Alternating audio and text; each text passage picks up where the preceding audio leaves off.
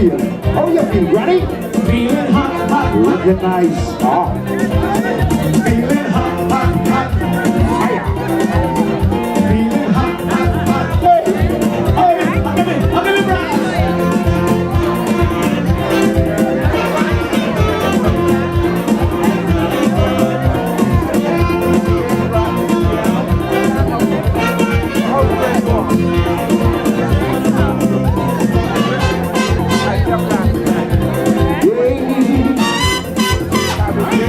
Rolling grass.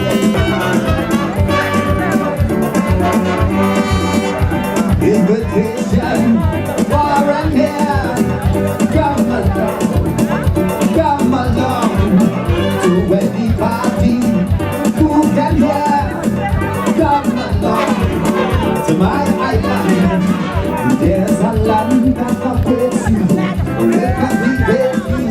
Splendor and glory on sea. It's like a jewel on the ocean in the Caribbean. Umbrella is what I mean. That's why I said to come to my lovely island and have fun in the sun. Hey, come to my little paradise. Nurture and keep her noble and beauteous she stands midst the sea. Oh, land of the happy, a heaven will make thee. All lives and love we give unto thee. With hearts and souls we'll build our nation proud, strong and free. We love her, hold her, dear to our hearts for eternity. Let truth and right our banner be. We'll march ever on. Let truth and right our banner be. We'll march ever on. Mighty will make her. Long may she prosper. God grant our leaders wisdom and grace. May glory and honor ever attend her. Firm shall she stand throughout every age. With hearts and souls we'll build our nation proud, strong and free. We love her, hold her, dear to our hearts for eternity. Let truth and right our banner be. We'll march ever on. Let truth and right our banner be.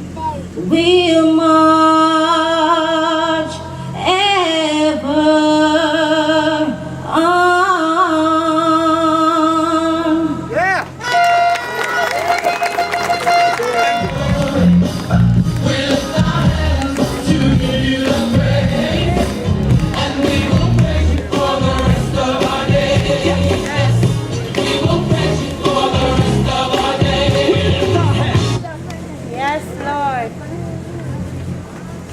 Good evening, ladies and gentlemen.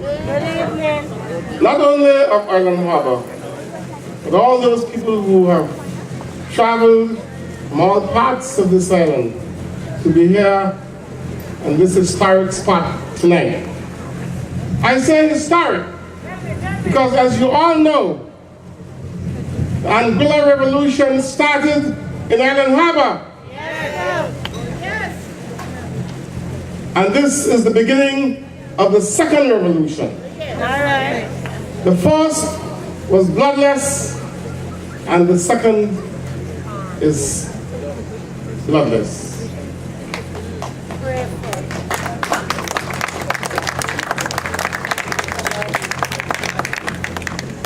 Over the last 40-odd years, we have gone through many stages, trials and tribulations. We have been over-colonized.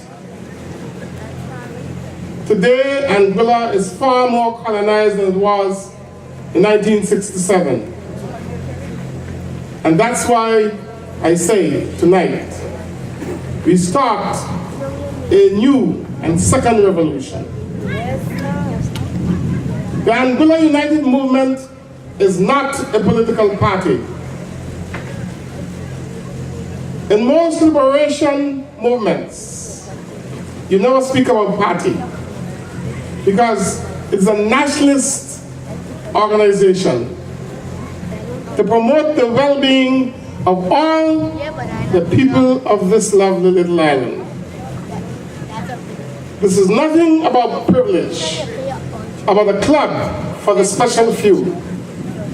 This is a movement for the masses of people. This is a movement that's dedicated to move all the people onwards and upwards. We are not a special class. We are all one class.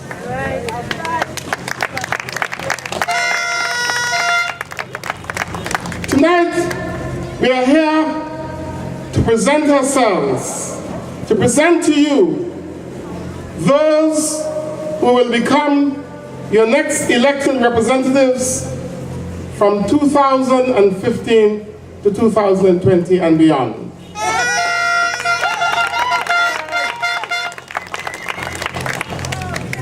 I'm sure as you look at their faces and as you look at the portraits, you'll realize that you cannot find anything better in Anguilla.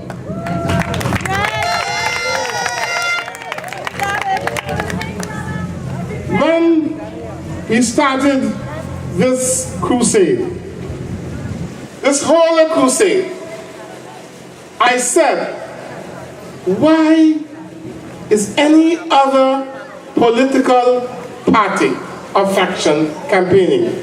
What are they campaigning for? Anguilla was in serious trouble. In 2010, Anguilla was in serious trouble. According to a British consultant, it was heading, together with Montserrat, into the status of a failed state. The economy was in rags. The great Gulf Coast project had closed in June 2008. Maliohana was leaping. Captain Luca was leaping. Viceroy was bankrupt. We had the biggest shortfall in revenue in the history of any island in the Caribbean over expenditure, under expenditure. We were in serious debt. We had to be negotiating for the Caribbean Development Bank and other banks in the region to take some of our debt. As a colonial territory, there's no reason why Anguilla should be in debt. It's according to the United Nations and all the other international organizations, Anguilla, as a British overseas territory, has the first charge on British aid. There was a revolution in 1967. The British government invaded in 1969. And they pledged to make do the neglect for 380 years of colonial rule. None of those promises were kept. And we had to struggle year after year, to secure those amenities and facilities which we could not enjoy for all those years. It was the revolutionary leader and myself who negotiated with the Caribbean Development Bank for the first loan to put 2 generators in the Carito area. We didn't get those generators from the Imperial Crown, which promised us that they will put things right. We had to borrow all around the world to pave our roads. And now we have to borrow to put water in our tanks. Everywhere else in the Caribbean has a meaningful airport. The French was going to build one for us, and the British stalled it. So tonight, we are starting a process of reconstruction. And we are doing it with a number of reputable, clean, and able men and a woman.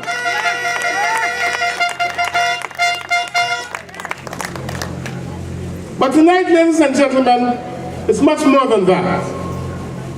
The Anguilla United Movement is going to put itself in a position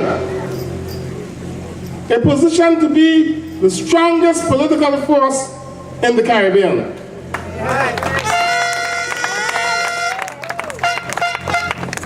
We will not dirty our hands. We have kept them clean so far. And we will not be accused of being hostile to anybody. We will deal with issues as we pursue this campaign. We will deal with the important issues which affect the lives of our people. We will ensure that we provide jobs for every able-bodied man and woman who needs one. We will ensure that our children are well nourished. But this is not going to be easy because the tentacles of oppression is still there to stall us. Every day we struggle. Every day we struggle to get a positive program of meaningful capital investment in this island. Our own civil servants, who we have to pay and struggle to pay, are working against us. They are working against us because under our Constitution, they know that the Secretary of State in London is their boss. And the governor is carrying out the whims and fancies of the colonial office.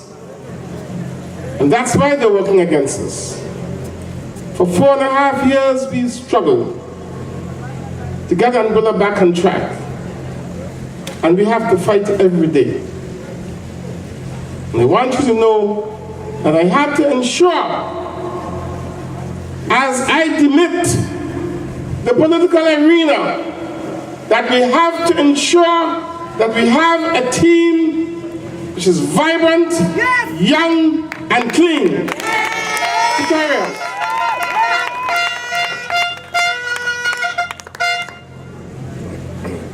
These young men and this young lady who will be your next elected representatives. And I want you to understand that God has always been with us. And we don't want any opposition. We want to rekindle the spirit of unity. And that is why I have checked and chosen 7 candidates who are winners. 7 candidates who are winners. There's no reason why each of these 7 candidates should lose a seat. No reason. No reason whatsoever. No. We are not going to scandal anybody. We're not going to lie on anybody. We are not going to accuse anybody of wrongdoing unnecessarily. We are not here to quarrel. We are here to educate. And that's why we started our election campaign early. Nowhere else in the world, nowhere else in the British world, where there's a Westminster system of government, that any political leader has ever started an election campaign as early as we have. Because we have nothing to hide, and we have nothing to fear. We are not afraid to debate with the best to come. You hear a lot about education. Who's more educated? But you don't hear a lot about decency.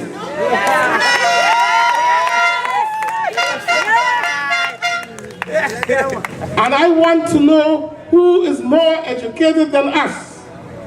I threaten any one of those who want to criticize us to stand to this mic with me on radio, television, or wherever he wants to be. I have no fear. I will always open my mouth, my mics to opposition. Any of the opposition candidates who want to debate with us, we are ready and willing to defeat them. Because we have the right message, and there can only be one message for the people of Angola.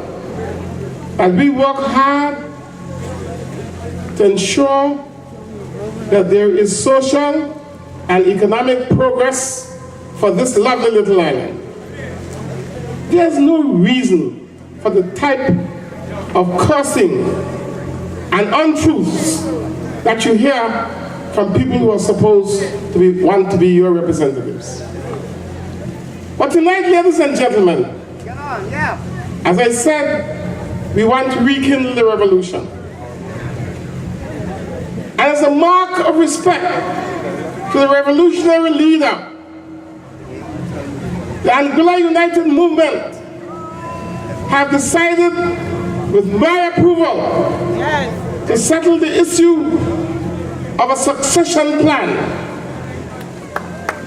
Few people have a proper succession plan when they're demitting office. But we want to make sure that this movement is properly led. We want to make sure that there's no internal fighting. There's no competition for leadership. So in a very clean and democratic manner, we have chosen the man who will be the next chief minister after me in this island.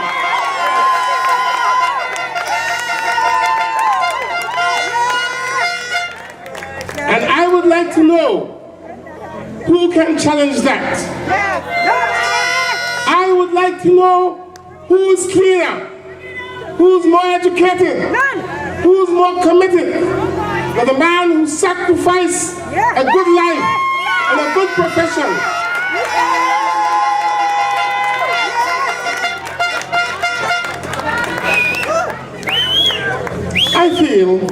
I feel very gratified tonight because many years ago, the Angolans in London, in Slough, asked me to give up a good life and come back here and make a sacrifice for the good of this island. And I've suffered a lot. I've been persecuted, I've been given a bad name. But I can tell you tonight that I'll always respect Mr. Samuel Webster.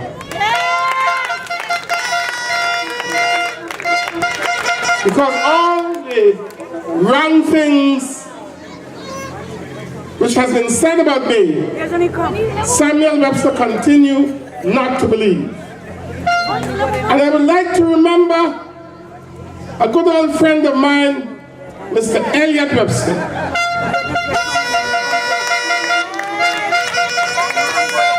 Because when Mr. Elliot Webster approached me, it was after he had heard a lot of good and bad things about me. But it's only when he himself came in personal encounter with me and he realized that this is not the same man I hear certain people talk about. And he called me, and day after day we spoke on the phone. And finally he said to me, I want to find a good candidate for you in Island Harbor. And they said, not that one, not that one, and not that one. There were many who were recommended to me. But the one, Samuel Webster, Sam, appealed to me.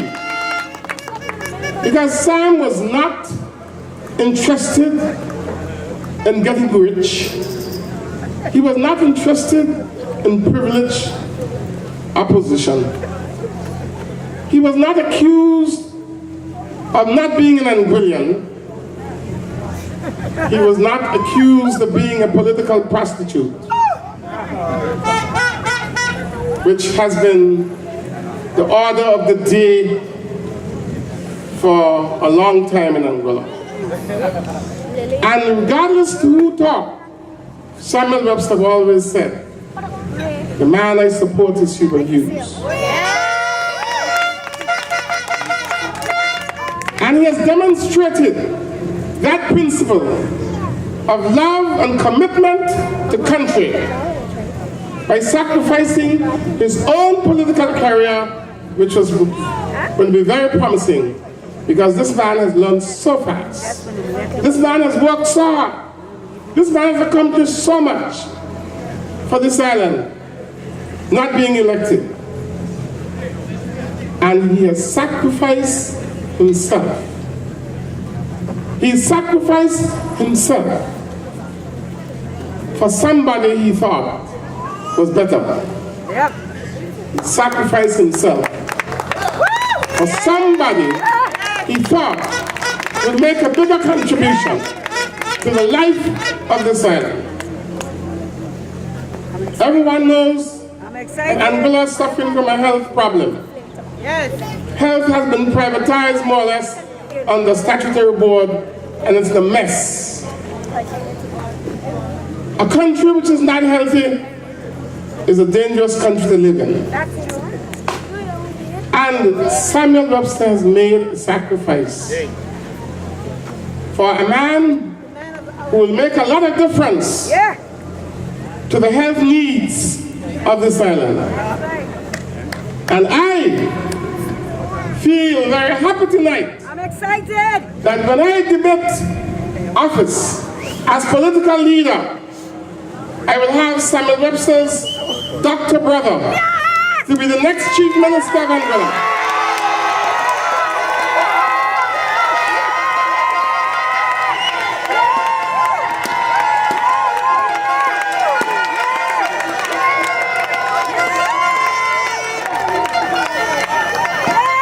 So ladies and gentlemen, all the gossip about Baby Doc and Papa Doc must now come to an end.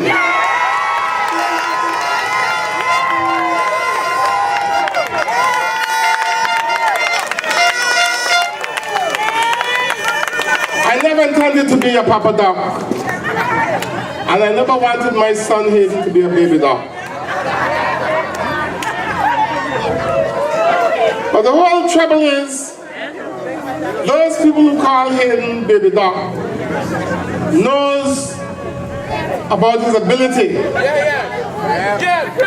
They know that he is a very able, brilliant young man.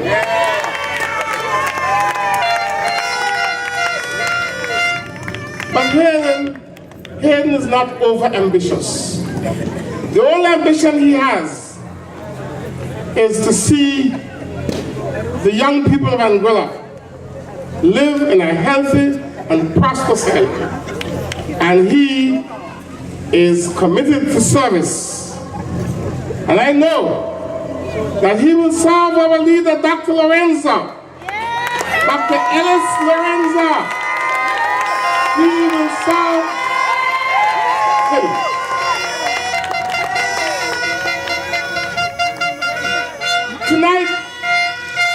Tonight is historic for another reason. That it was Ronald Webster who sparked and led the Anguilla Revolution to its success. And the second revolution will be conducted by another Webster, Dr. Ellis Lorenzo Webster.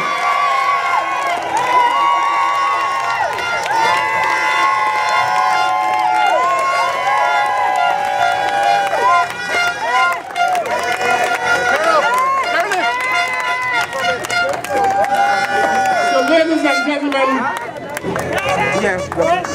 the election call is my call. As political leader of Angola and as Chief Minister and leader of government business, the secret of the date of election is my secret.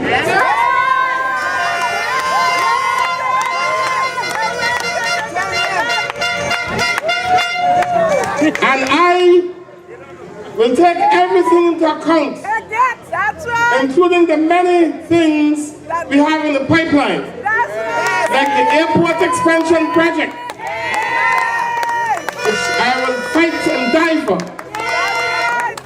I know there are those who are afraid of the airport project, but I'm dedicated to landing jets and Anguilla loaded, and therefore we must have that airport project.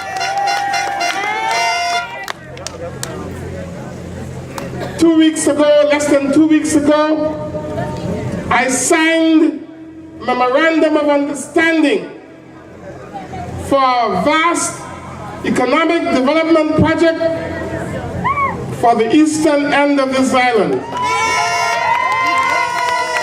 Mealing Bay, Savannah Bay, Junso. That will be the biggest project to ever come to Anguilla. I was always committed to having a project for the ambitious people of this part of the island. And I know that there are those who still want to sabotage it. But you can rest assured that anybody who stands in the way of that project, we will remove them. We are going forward. And we're going to make sure that this area of the island is developed for the people, and you will no longer have to travel so many miles to the rest of the island in search of a job, because you'll be able to find jobs home. You'll be able to walk to jobs. And all the brilliant, ambitious, conscientious young people of this island will find jobs in their own village. Ladies and gentlemen, I only plan to say a few words tonight.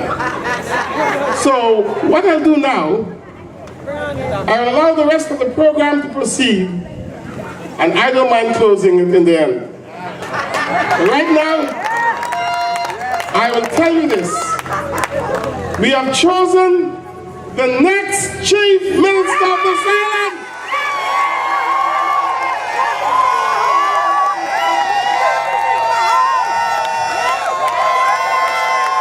Every one of you should respect that. Every one of you should know that nobody can come before Ellis Lorenzo Webster, Doctor. Thank you. Good night. Madam Chairman, Honorable Chief Minister Hubert Hughes, Honorable Designate Chief Minister Dr. Lorenzo Webster,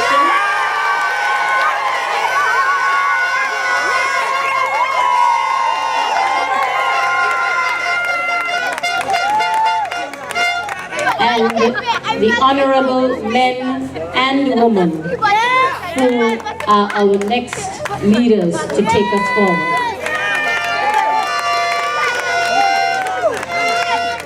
People of Anguilla, when I was asked to speak after the Chief Minister this evening with respect to his legacy. I questioned whether I was the most appropriate person to do so. After all, the Chief would have begun a political career when I don't even think I was a baby then. I also thought in my mind that legacy typically refers to when a person has died and what they have left behind. But you, Chief, are very much in the present, in the now. But I will use the term legacy in the loose interpretation in terms of what the Chief has left behind for others to follow. I think that I am qualified to share some thoughts, because for any legacy to be timeless and to be true, you must be able to excite generations after you in the cause for which you have fought.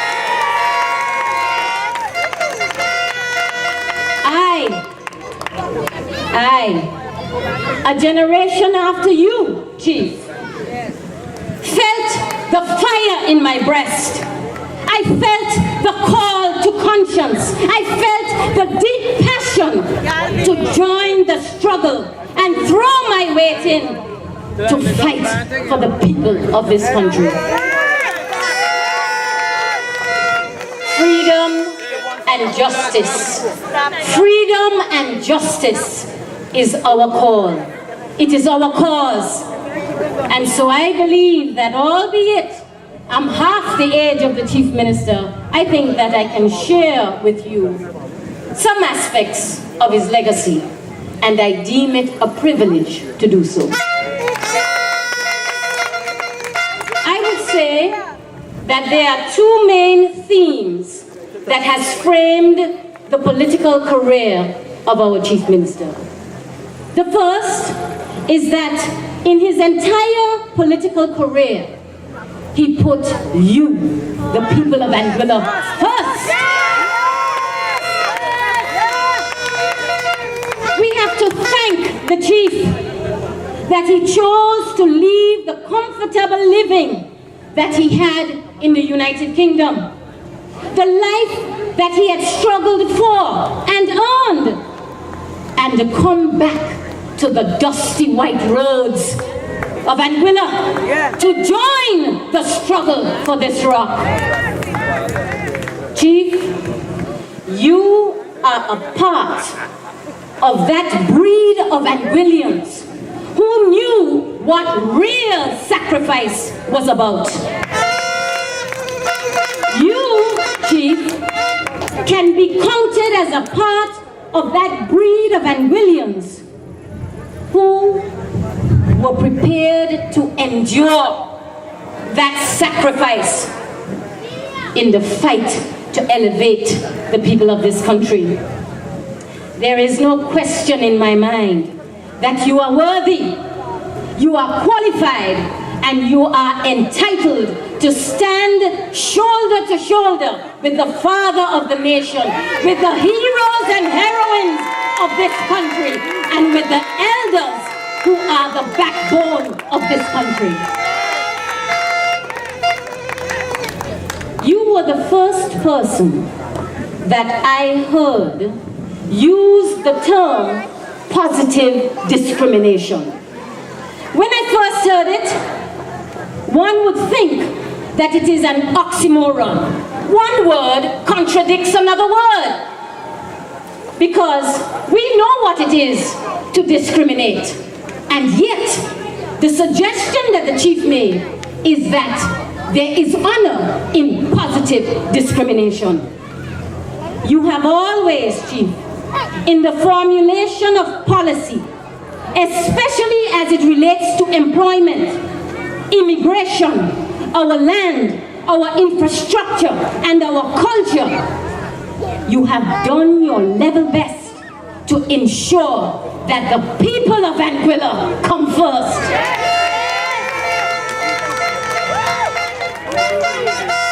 I admired, and I think the people of Anguilla admired that you stayed true to the core principles of your belief. Today, whether it be ANGLEC, whether it be setting boundaries of how investors treat our employees, whether it be the education that we seek for our children to have, or whether it be that we are looking for a steady footing for Anguilla's economy, you got us on a path in the mid-1990s. And now again, during this term of your administration, you try to bring stability back to the economic sector that we call home. That is why when I see the Anguilla United Front talk about it's all about you, Anguilla, you, Anguilla, need to examine that truth. How can it be that it's all about you, Anguilla, when an Anguilla United Front administration could agree to give the main source of our revenue, our alien land holding licenses, on the sale and resale of all villas in a project in perpetuity? Yes. That is a legal term that means forever and ever. How could that amount to it's all about you? It was not all about you. It is not going to be all about you for the front. It's all about them.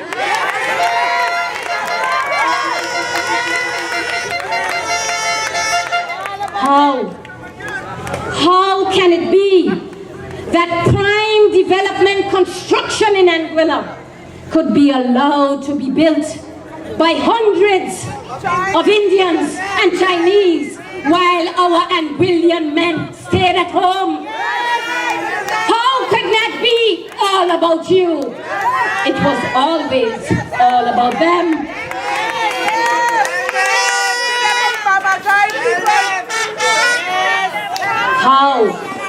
How can it be that the front administration could give away our beach land for 125 years with an automatic renewal for 125 years and sleep at night? How can that be all about you? That is an act that is all about them. Now I know that these are well-known examples, and I know that you should be able to repeat them off the tip of your tongue, because when our history is written, it reflects one of the darkest periods in the life of this country. Yes! Oh yes! Tell them! But even though they are known, I raise them for one specific reason tonight, and that is to remind you that in every action there is a cause and there is a reaction, and the effects of a reaction is sometimes like concentric circles. It's like when you drop a rock in a pool of water. The circle around it is small, but that circle keeps widening out. The ripple effect. And this ripple effect is still plaguing us today. This is the card. This is the hand that was dealt Mr. Hughes in February 2010. No money in the treasury. No money to pay weeks later, the civil servants of this country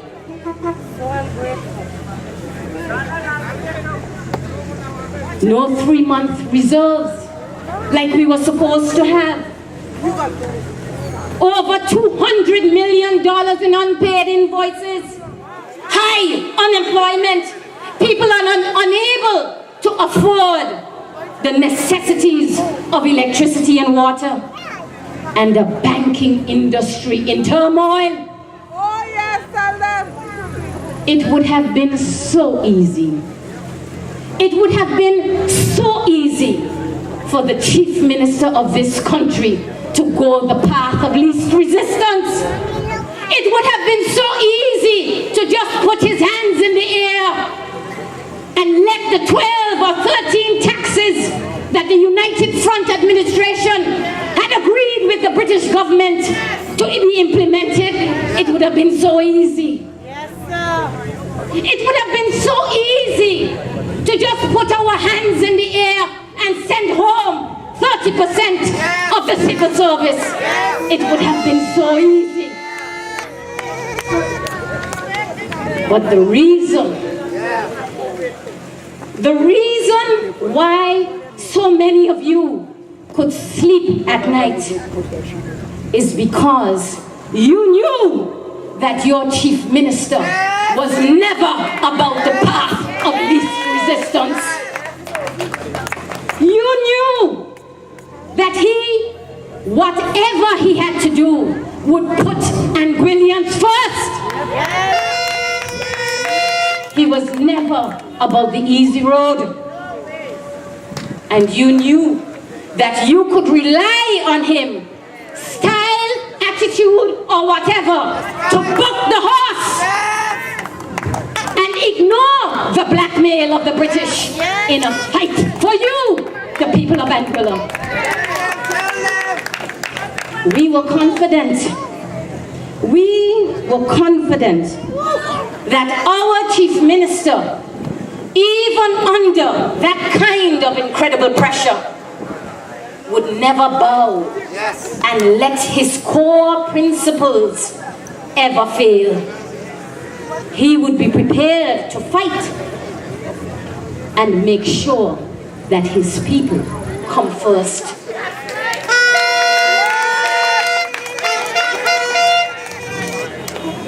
The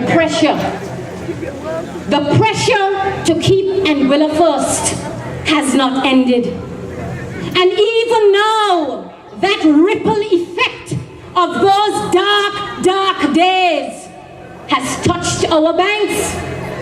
And the greed and the conflicts of interest and the preferential treatment of a select few and the few millionaires made, rest assured that despite it all, there will be the fight from this end to make sure that Anguilla prevails.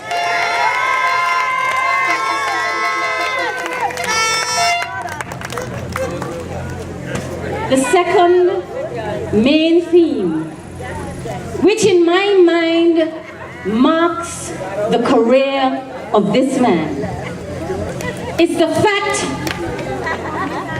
that he has never forgotten that the main fight that Anguilla has to have is the liberation of this country. The chief minister has always been very gracious to acknowledge that it was my father, Reverend John A. Gums, who gave the name the Anguilla United Movement. And I believe that it was their mutual understanding of the inalienable right that is accorded to every human being, that we have a right to be free. Until we get to that place, our journey is a movement. Our journey is a movement, a coming together of all the people in the struggle for equality, in the struggle for justice, and in the struggle for freedom.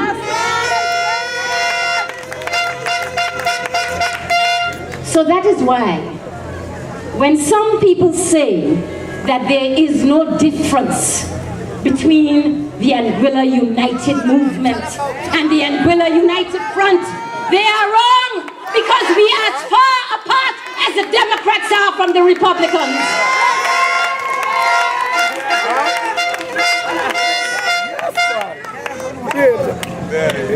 Apart from our core principles, to which we should stand firm even in the face of pressure. We in the Anguilla United Movement, and in fact, we in Anguilla, under the leadership of our Chief Minister, will never ever, can ever say that we suffer from an inferiority complex. We as Anguillians are quite confident that we stand equal to any citizen in this world. The work started by our forebears, the work started by the father of the nation, the work started by the heroes and the heroines of this country cannot stop until the people of Anguilla are truly free. This movement is a journey. Chief Minister, you have been a tremendous force, a force of reckoning in this fight for your people. Your vast knowledge and your understanding of the history and the strategies of the British, and the fact that as hard as they may have tried, you gave them no reason by which they could destroy your integrity. There were no backroom dealings. There were no allegations of corruption by which the British could embarrass you and by extension embarrass the people of Anguilla. You stayed true to the cause. Anguillians today can stand tall and know that history will have to record your contribution in fighting for and your constant education of your people about why they have to fight for their dignity. So Dr. Webster,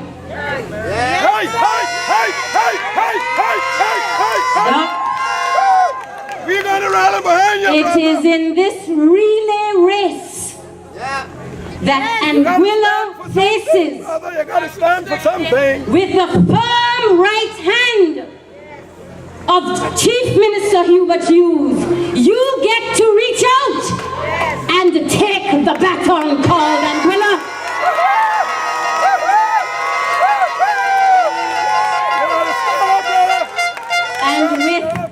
And with the father of the nation, and with the heroes and the heroines who are standing with all Anguillians in the stands, we expect for you to finish the race. We expect for you to finish the race for freedom, the race for justice, and the race for dignity of the people we call Anguillians.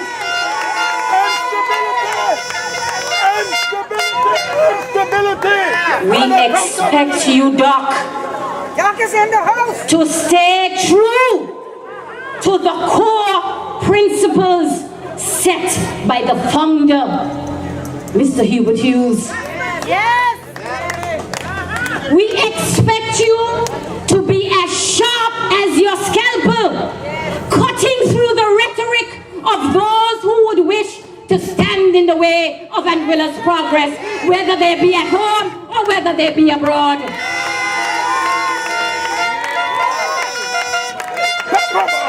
And yet, as a good doctor, we expect you also to have in hand the sensitivity and the compassion when the circumstances so require. Be very, very clear, Doc. The struggle is by no means easy nor ended yet. And the ripple effect of the bad practices of the former administration are still plaguing us into the future. But remember, remember, this movement is a journey. And in this journey, you have able men and a woman at your side.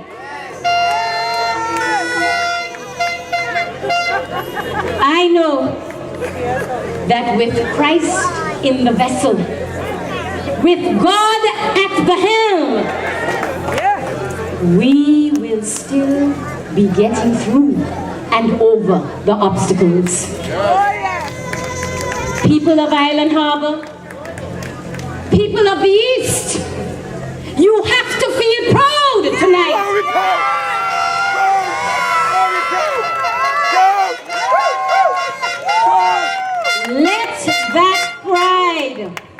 Let that pride that you feel tonight translate not with what can the doc do for you, but what you are going to help the doc do for Anguilla.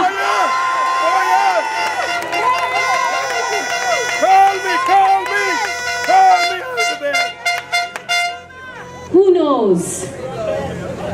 Maybe it is the alignment of the stars. Maybe it is the circle of life that the movement and the struggle that started in the East with the father of the nation, that run its course like a hurdle race taken by the able-bodied Mr. Hubert Hughes over the obstacles and through the most tiring portions of the race.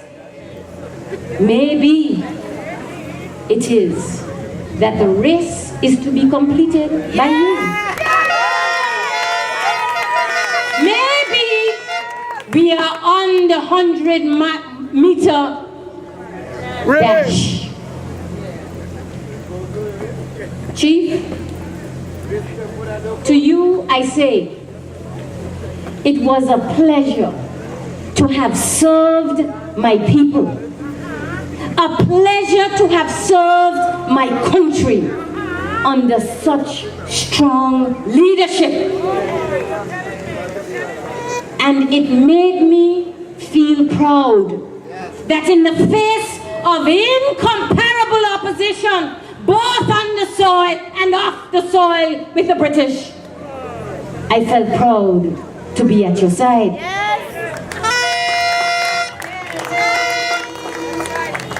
This movement is a journey.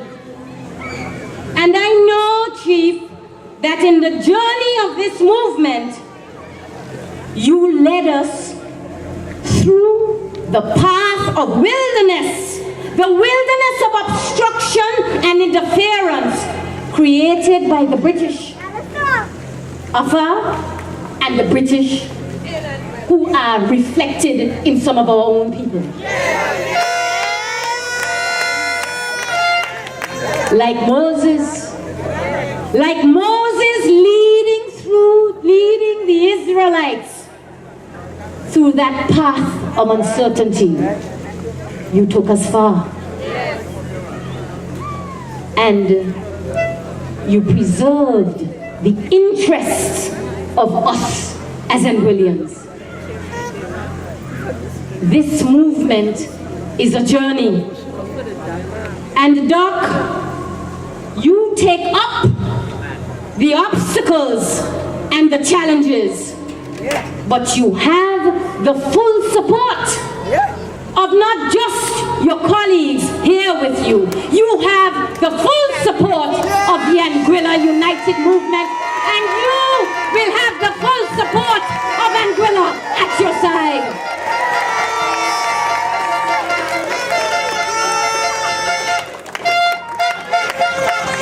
I end by saying this, Chief. In the words of another man whom I admire greatly and dearly, Dr. Martin Luther King, Jr. He said the words, and I think it can apply to you. I've seen the promised land. I may not get there with you, but I want you to know tonight that the people will get to the promised land, and that the people of Anguilla will get to the promised land.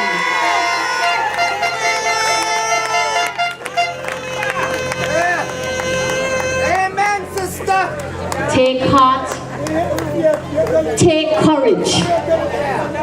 Take heart and courage with the new era of the Anguilla United Movement. Yes! The principles remain the same, even when the players change. Yes! Good night, my people.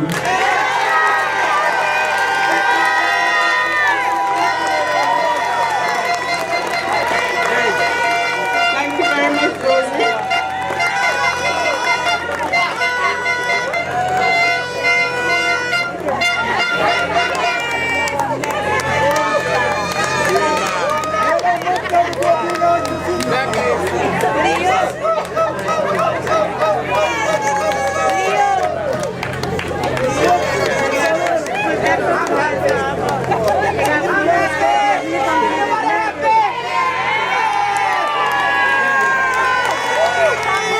We're going to continue the program. Thanks again, Josie. Thank you very much.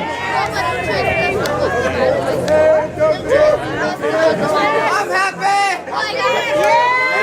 Honorable Jerome Gums. Jerome Roberts. Minister of Education and Home Affairs. AUM candidate for District Number 2.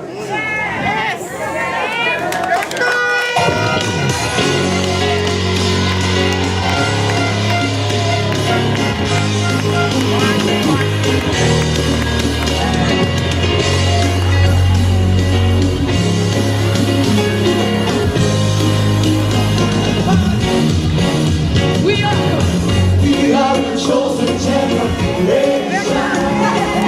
All for to show that all our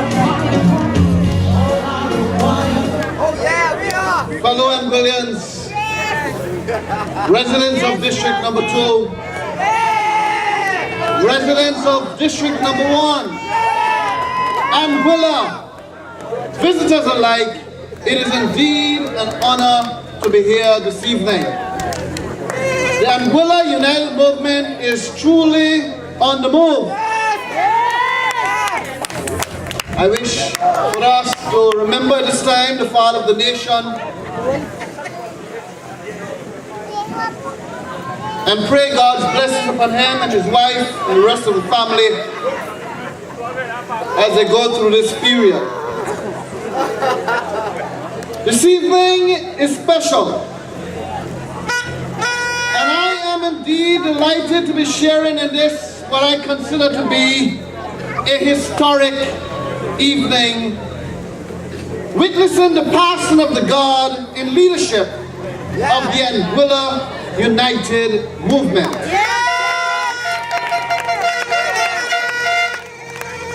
I stand here tonight to say thank you to the outgoing leader of the Anguilla United Movement, the Honorable Hubert Benjamin Hughes, for your service and sterling contribution made to the formation and operation of the Anguilla United Movement. A grassroots movement which you created on behalf of and for the common Anguillian man, woman, boy and girl, and visitor alike over 40 years ago. Mr. Hughes has found a team of capable and honest individuals whom he can today entrust the leadership of the Anguilla United Movement to take the mandate forward, and for that we are indeed proud of him. Behind me sits the rest of this team, Team AUM, that will continue to take Anguilla forward to a better and brighter place. A dynamic and youthful team, a resilient team of men and our queen.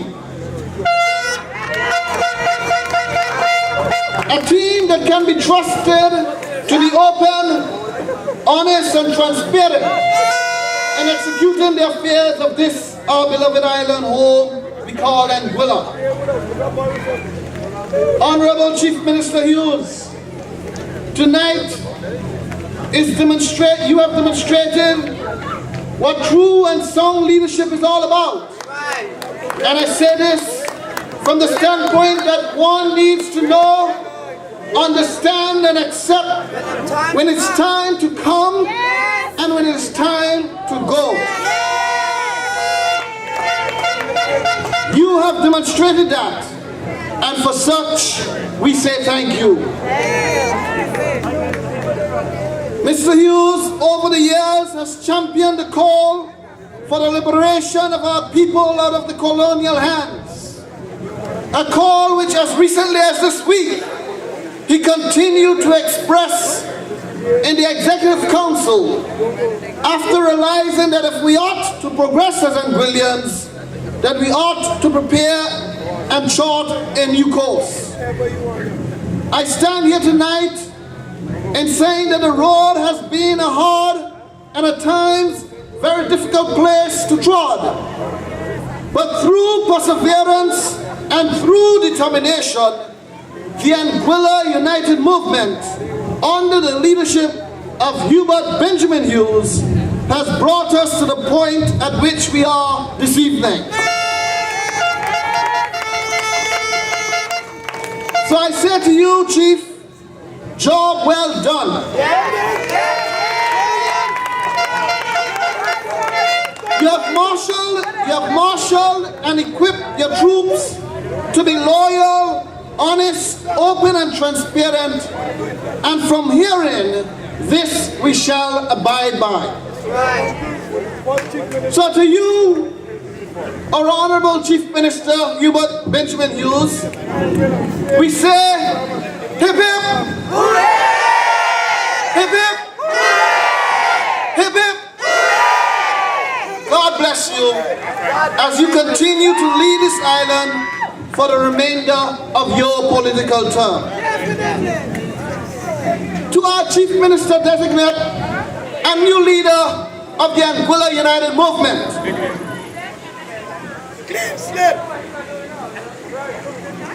I say welcome.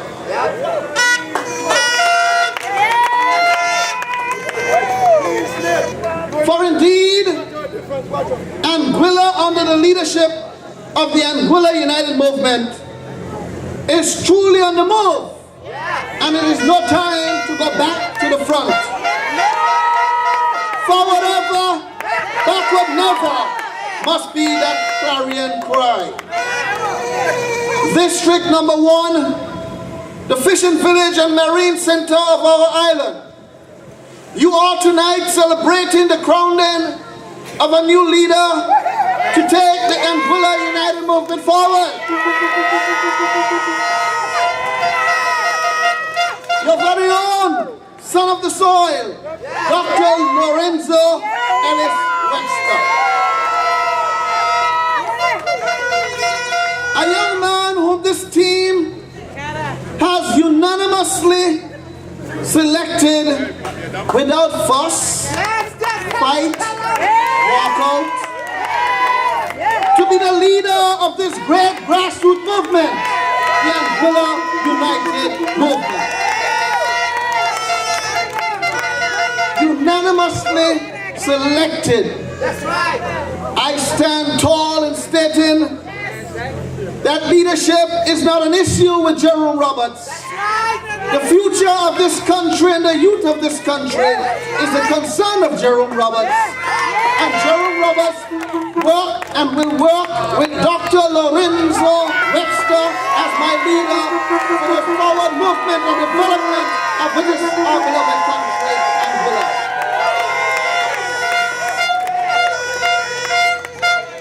So therefore, Angola, I invite you to show your love for this team, for the choice taken in selecting Dr. Webster, putting country above self in the decision process. Team, I want to say to you thanks for seeing the bigger picture in making a choice, and that being a choice for Angola. It was the late U.S. President John F. Kennedy who penned these words, and I quote, "Ask not what your country can do for you, but what you can do for your country." End of quote. Dr. Webster, like so many of us, heard these words. He responded, and through great brotherly love, Sam laid down and allowed Dr. Lorenzo Ellis Webster the opportunity to serve his country. District number 1, that is love for country over self. That is what we in the Anguilla United Movement refers to as selfless sacrifice. Sam, we thank you and we appreciate your steadfast love for country above self. Thank you, sir. Fellow Anguillians, Dr. Lorenzo Ellis Webster came back to give back. He came back to give back. And this is coming with a heavy price. But the doc sees the need to keep Anguilla rolling in a positive direction. And he has committed to leaving self behind in order to serve the land of his birth, Anguilla, and this is district of Island Harbor. Doc, we love you and we appreciate you, and you can rest assured that you have a crew who are saddled up and ready for the journey to move our island home forward. Fellow Anguillians, how can we move forward without recognizing the support given to this successful man? If his queen, Dr. Marjorie Webster and family, were not willing to make sacrifices likewise. We say thank you. Thank you. This historic event this evening is built on sacrifices, all for the greater good of country and not self.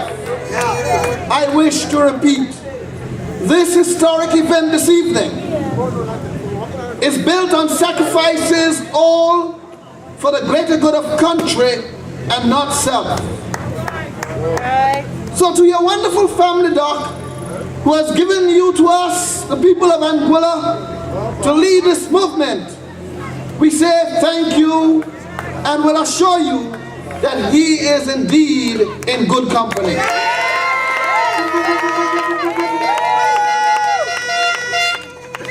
Dr. Lorenzo Ellis Webster has equipped himself for the task of leadership, and I wish to remind us all of this famous quote: "The heights of great men reach a cap were not attained by sudden flight, but they, while their companions slept, were upward toiling through the night."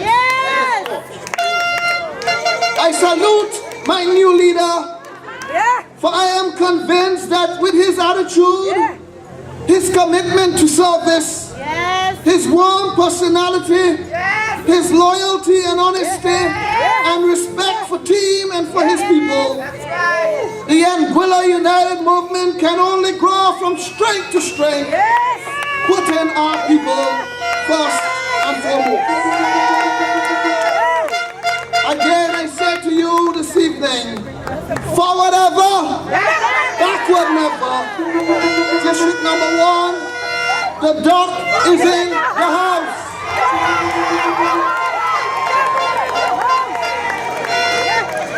And I want to end by saying to you, fellow Anguillians, that every member on this, the Anguilla United Movement team, has what it takes to be a great leader of this movement. But at present, there can only be one leader, and that leader has been unanimously selected and chosen among us to be Dr. Lorenzo Ellis Webster.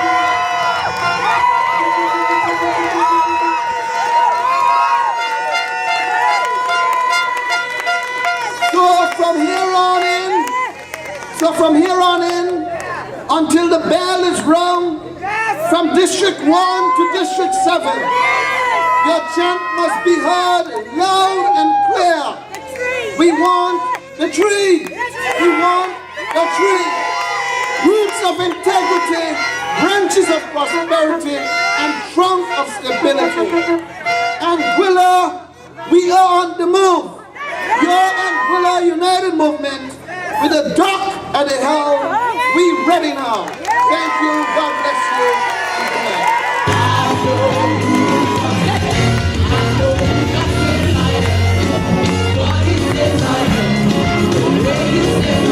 Thank you, Honorable General. District number 3, the candidate, Mr. Elkin Richardson Current, will now come to us.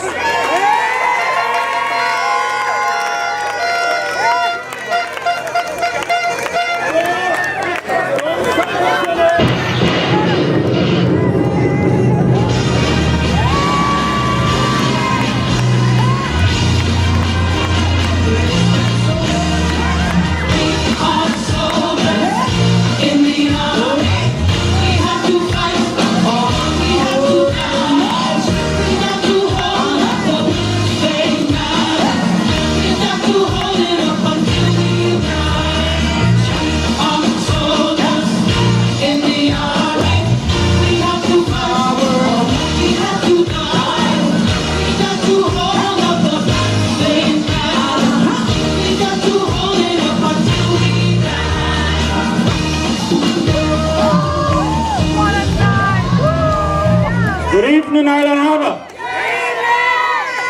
Good evening, Anguilla. A present good evening to everyone present and those listening across the airwaves and those of you who are connected via the internet. I am overwhelmed by the presence of this large crowd here this evening. This is an indication of our political maturity as we embrace all persons from every district and every political persuasion. As was so aptly echoed by the Chief Minister Hubert Hughes, time and time again, this is not a political meeting. This purpose, or the purpose of this gathering, is to inform you that he is emitting office and then of the political stage and is appointing Dr. Ellis Lorenzo Webster as his successor. I can assure you that there has been much thought and careful consideration by Mr. Hughes in making this decision to hand over to our colleague, Dr. Lorenzo Webster, the leadership of a movement that he founded since 1976. History is being created here tonight, and Anguilla and all its people stands to benefit tremendously from Lorenzo's appointment. And for the avoidance of doubt, please be informed that Lorenzo Webster is not Hubert Hughes' son.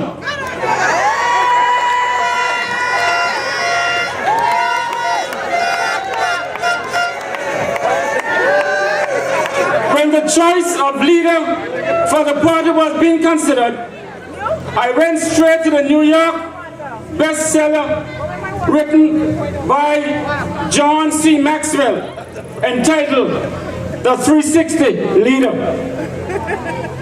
In his book, he wrote, and I quote, "A 360 leader is one who can lead up, lead across, and lead down."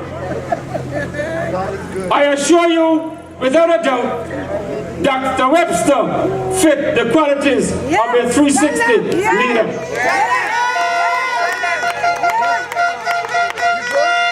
Tonight it gives me great pleasure to publicly stand before you and inform you, the people of Anguilla, that I unequivocally support the endorsement of Dr. Lorenzo Webster as our new leader of the AUM.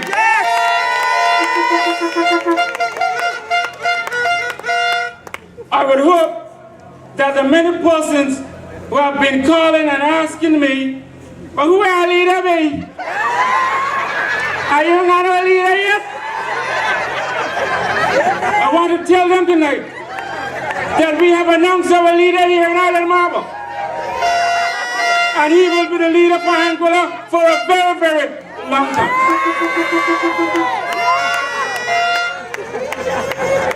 So I hope the question about who our leader be will now come to an end.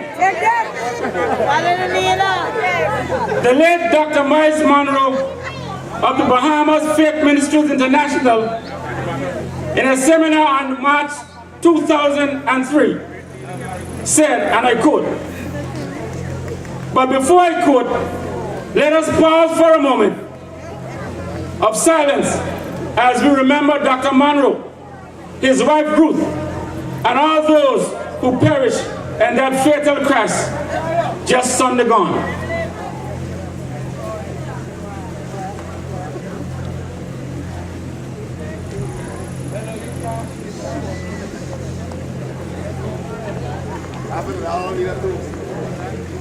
Thank you. Dr. Monroe stated, "The value of life is not in its duration, but in its donation." Yes, tell them. You are not important because how long you live. You are important because of how effective you live. Right. Most people are concerned about growing old rather than being effective in everyday life. You were not born just to live and then die. Right. You were born to accomplish something specific. Right. As a matter of fact, success is making it to the end of your purpose. That is success. Success is not just existing. Success is making it to the end of why you were born, knowing your purpose and fulfilling that purpose. From the overwhelming support here tonight, I can truly say that the political landscape of Anguilla has changed. Yes. I can see the promised land. And it is my prophetic pleasure to inform you that Dr. Ellis Lorenzo Webster will be Anguilla's 5th chief minister in his political history.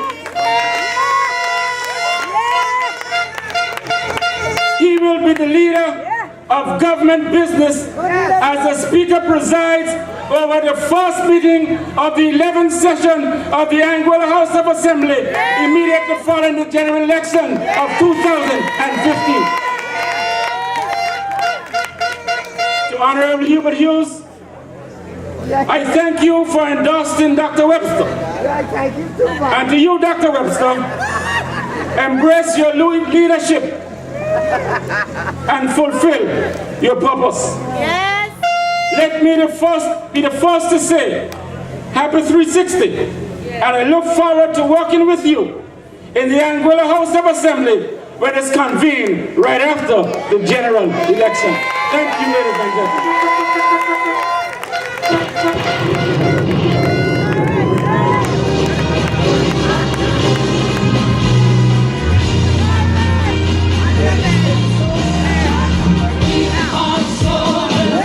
Thank Lead candidate, Mr. Elkin Richardson. We continue with the Honorable Evan Gums, Minister of Infrastructure, Communications, Utilities and Housing, AUM candidate, District number 4. Mr. Evan Gums.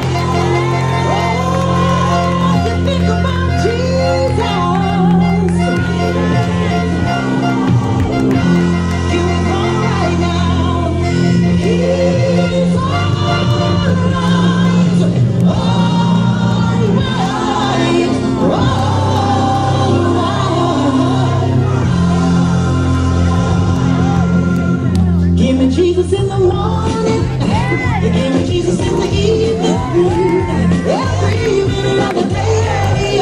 Give me Jesus, He's my reason for living, He's my source of survival. Every minute of the day, give me Jesus. Come on, brother.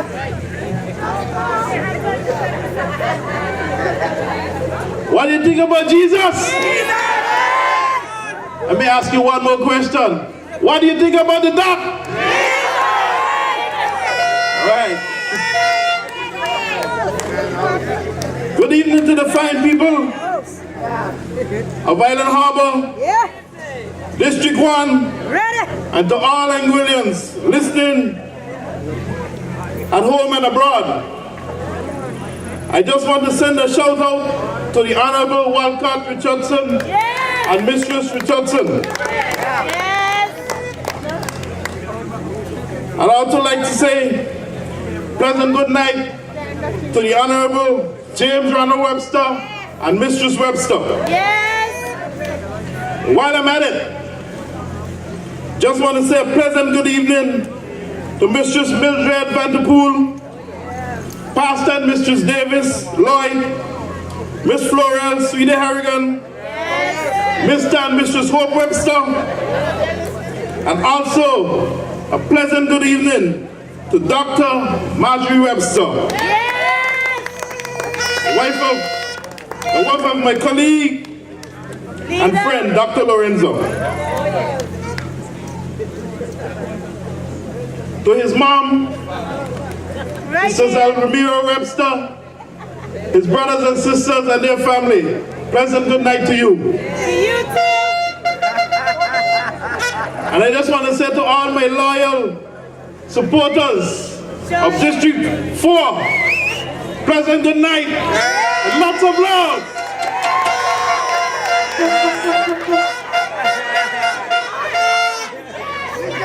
Tonight is indeed, good night, Cousin Shirley. Tonight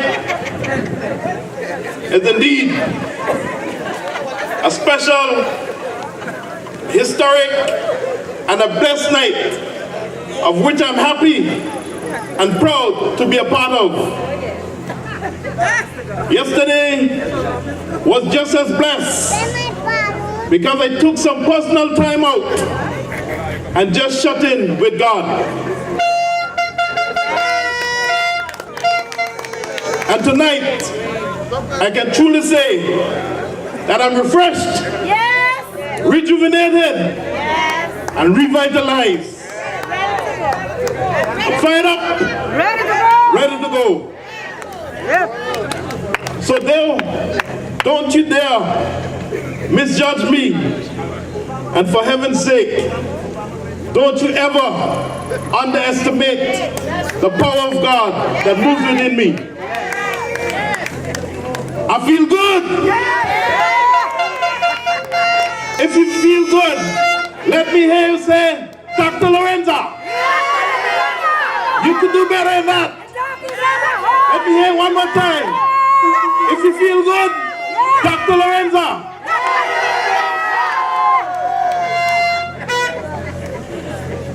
I just want to say thanks again to my wonderful parents for instilling good values within me and for bringing me up in the fear and admonition of the Lord.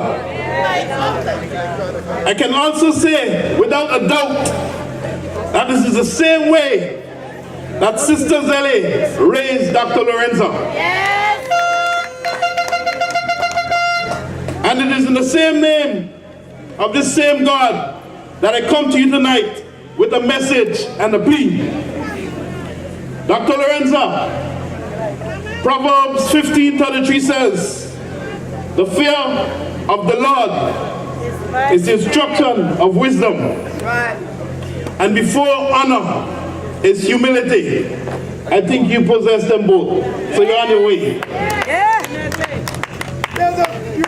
When I reflect on the hard work and the journey of the Honorable James Ronald Webster, the Honorable Hubert Benjamin Hughes, and our heroes and heroines, recognized and unrecognized, and the sacrifices they have made to put Angola on the strong path to prosperity, it hurts my heart to see that we are still in a struggle today. I must, however, pay homage to our Honorable Chief Minister, Mr. Hubert Hughes, because I can say, without fear or favor, that he has brought Angola back from the doldrums. Yes, we still have a far way to go, but he can now gracefully bow and leave the political arena, knowing full well that he has placed Angola in the safe and progressive hands of the Angola United Movement, and under the skilled leadership of Dr. Ellis Lorenzo Webster. Dr. Lorenzo, Angola expects great things from you, and we, the Angola United Movement team, will continue to support you and work with you wholeheartedly to accomplish those great things for all Angolians. You know, they say that anyone can lead a party, but it takes a real visionary to lead a movement. A grassroots movement of the people, by the people, and for the people. This is what the Honorable Hubert Hughes was about. Everything for the upliftment of his people. So I take this opportunity to say a public thank you to the Honorable Mr. Hughes. Thank you, sir. Thank you, thank you. You have been a stalwart for Angola. You have been a champion of people's rights, and you have been a source of strength and inspiration. One memory that will forever live with me was the counting of the ballots during the 2010 election. I'll never forget this as long as I live. We were all gathered in one area. Yes. When it was positioned that I was on my way to victory, thanks to the people of District 4, the Chief Minister came over to me, and I'll never forget this. He hugged me in tears, and he said, "Evan, you came to save Angola." And I don't want to take the credit for that. If there's anyone who has to take the credit for that, it's this man here. Stand up, sir. This man has saved Angola.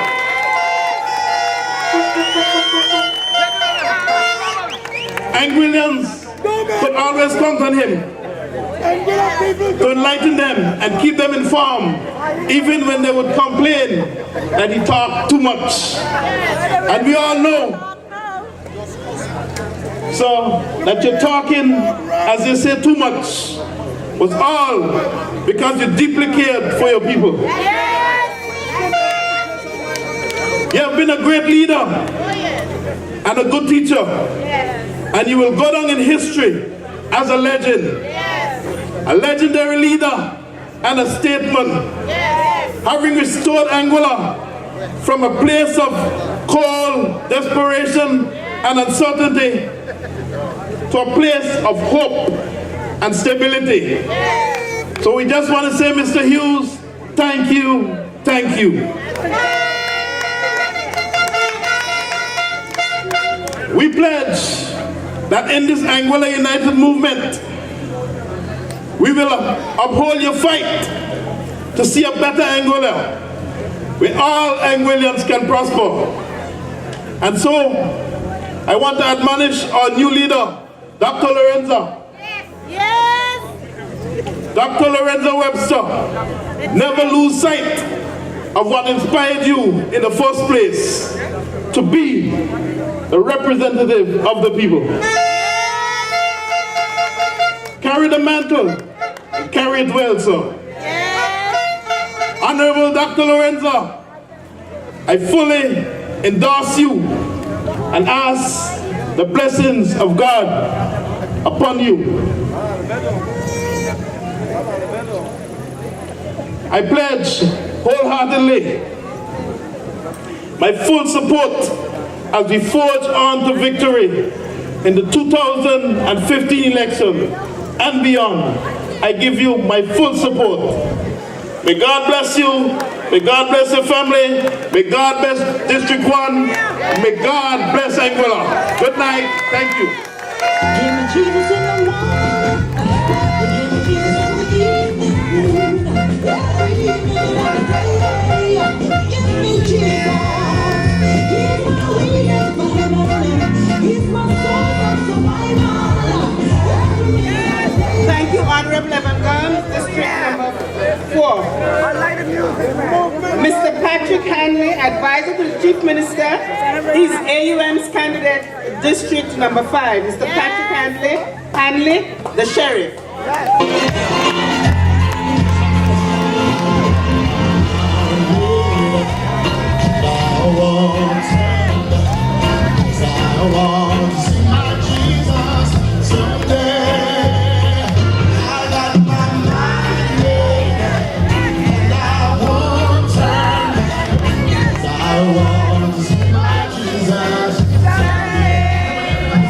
Good night, Island Harbor. A very pleasant good evening to all of Anguilla. It is so good to be here this evening. It is so good to see these wonderful faces here in Island Harbor from all walks of Anguilla. It really warms my heart to see so many of you here this evening. And that tells me that this Anguilla United movement is on the move. You're moving forward. Forward ever. Backward never. Ladies and gentlemen, tonight is a bittersweet moment for me. Tonight we see the passing of a baton. It's not enough to run the race. We must also pass our mission to the next generation. We must hand off the baton at the right time, and we must do it well. Every generation stands on the shoulders of those that went before. We build, not destroy, the foundation that is laid for us. And tonight we are here to build on that foundation, and we are grateful for that foundation, Mr. Hughes. The Honorable Mr. Hubert Benjamin Hughes has laid the foundation for us. He has fought a long, good fight. And though he has plenty of fight left in him, a good leader knows when to pass the baton. As leaders, we should always be on the lookout for the next prospective leader. So as we salute the efforts of this giant, whose shoes will be very difficult to fill, we herald the coming of a new generation of leadership, as each generation is equipped with men and women created for that generation. But now we turn the page and write a new chapter. And this is what I want to speak to you about. Because tonight, I ask for your support for our new leader, Dr. Ellis Lorenzo Webster. on the basis of creating a better Angola, a fairer, more prosperous Angola, an Angola that we can build together. I sense a yearning today, a hunger to move on and to move Angola forward. I see it not just in our young people, but in all our people. Our great revolutionary leader, the Honorable James Ronald Webster, says, and I quote, "I still look forward to the day when our young people can make the future of our island a bright one. My hope is built on them, their ability to prepare themselves for leadership, to run the affairs of Angola." These individuals here, you see behind me, will work as a team because we understand teamwork. We understand that a team works best when each and every individual respects each other. And we got together, despite all you heard on the various airwaves and the various platforms, that we have an issue with leader. Never did. We never did. Never did. And we've always said, any one of us can lead. We have never had an issue Never did. because we had a process for selecting our leader. And no other party member was going to alter that process because we believe in structure. And we let our process run its course.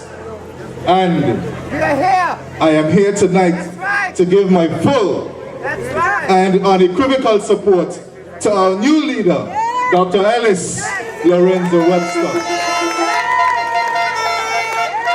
There was no fighting and no bickering and no backroom deals. Everything was done in the open. That's how we do it, out in the open. And there wasn't no 5-4 and 2 against. This was a unanimous decision. Unanimous decision.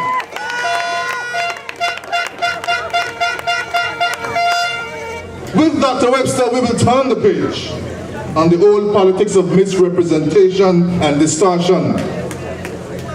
With Dr. Webster, this campaign will be about this country and how we can move it forward. And not tearing down people and belittling people. It will be about issues. It will be about the issues that affect you, the people of this country. And that is how we will move this campaign forward. Enough of the politics that divide us. We need politics that unite us. Good politicians show respect for the views and experience of others. Nobody has a monopoly on wisdom. He who aspires to be a great politician should have the ability to find the best solutions for the challenge he or she is confronted with. An ideal politician should focus on the long-term good of a country, above and ahead any personal short-term plans. An ideal statesman should listen to the needs of our people, and that is what the doctor has done. So with Dr. Webster, we'll break the gridlock of old petty partisan politics, and we will finally and firmly make healthcare what it should be in Angola. Healthcare is a fundamental right for us all, not just for a privileged few. And under Dr. Lorenzo Webster, we will make healthcare accessible and affordable to all Angolans. Ask not what your country can do for you, but what you can do for your country. And that is the model of Dr. Ellis Lorenzo Webster, because he had life good where he came from. He had it good. He could have decided, I'm living comfortable and I'll stay. But he said, no, this country has been good to me, and it is time for me to come back because I want to give back. And I applaud this man for that. So my friends, I ask you to join me in this historic journey, to have the courage to choose change in this district. It is time again for a new generation of leadership. The time is now for Dr. Ellis Lorenzo Webster. And in District number 2, I say to you, re-elect the Honorable Jerome Roberts. And in district number 3, I say, elect Mr. Elkin Arthur Richardson. That's the name. And district number 4, who's on retirement, let him stay on retirement, and re-elect the Honorable Evan MacArthur Gums. And in district number 6, I think there's no choice. It's the only choice. The only choice in district number 6 is to elect the Honorable Hayden Hughes. I know his middle name. Well, what's the middle name here? Austin what? Austin Puri says. In district number 7, this is one of the easiest decisions y'all will have to make. Because we are going to reintroduce a woman into the National Assembly of Anguilla in the person of Christy Richardson Harrigan. Elect Christy Richardson Harrigan in district number 7. And last, but by no means least, you've had enough. You've had enough. We've had enough of the games and the jokes in district number 5. So I say to you, elect your humble servant, Mr. Patrick Henry. Good night.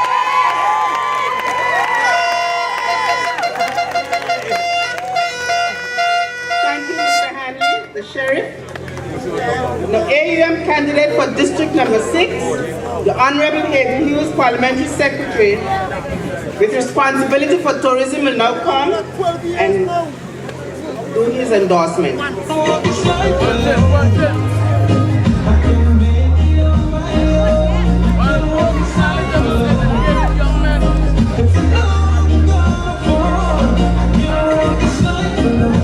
Thank you. Thank you very much. It is good to be back here in Island Harbor.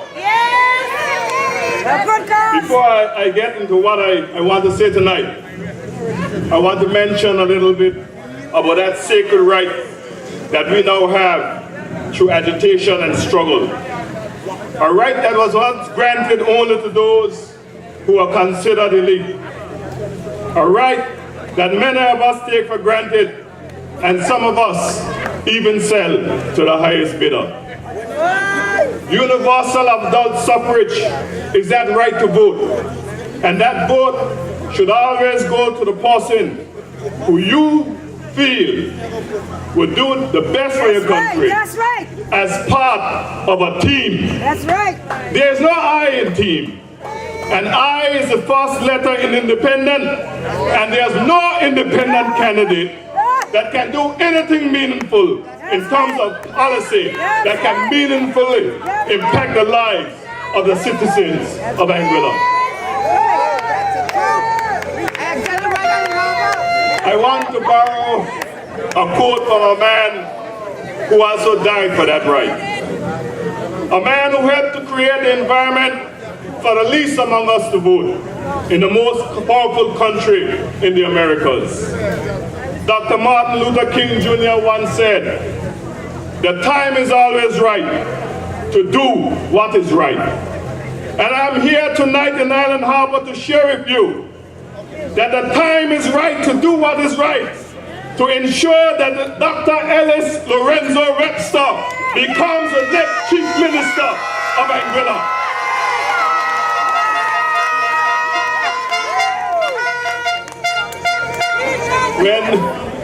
When this unimaginable journey began, it was said that this team could be. Some said it should be, while others like you tonight said it deserves to be. But tonight, this team, the Green Team, is answering a question to both our supporters and non-supporters alike as to who your next chief minister, our chief minister, in a few short weeks will be. Ladies and gentlemen, this team ignored the noise as to who the leader would be. This was a responsible thing to do because we are the government and we have a leader who happens to be the chief minister of our island paradise. It was important to get the timing right. And weeks ago, we decided that this would be the right time as we draw closer to election day to announce the new leader of this team, Team AUM to Anguilla. In the history of the world, there has always been great leaders who came to office in a time of crisis. The history of America shows that this to be the case with the greatest Republican president, Abraham Lincoln. The Great Depression of the 1930s brought to office a Democratic president in that of Franklin D. Roosevelt. In the United Kingdom, Chamberlain allowed Hitler to dominate Europe until the last lion came to office. Sir Winston Churchill was elected and he stood up for his country against the might of the German army and brought through sheer determination fought the Germans back. He motivated his people when he said, "We shall defend our island, whatever the cost may be. We shall fight on the beaches. We shall fight on the landing grounds. We shall fight in the fields and in the streets. And we shall fight in the hills. And we shall never surrender." This is what we have faced. As recent as 2008, Anguilla fell off the fiscal cliff. The national debt was growing. Banks under severe stress. No foreign direct investment. The prospect of increased taxation and continued large budgetary deficits, while tourism numbers declined and negative growth fell into the double digits. Again, the people of Anguilla elected the best person to lead the charge at this critical juncture, in that of the Honorable Hubert Benjamin Hughes.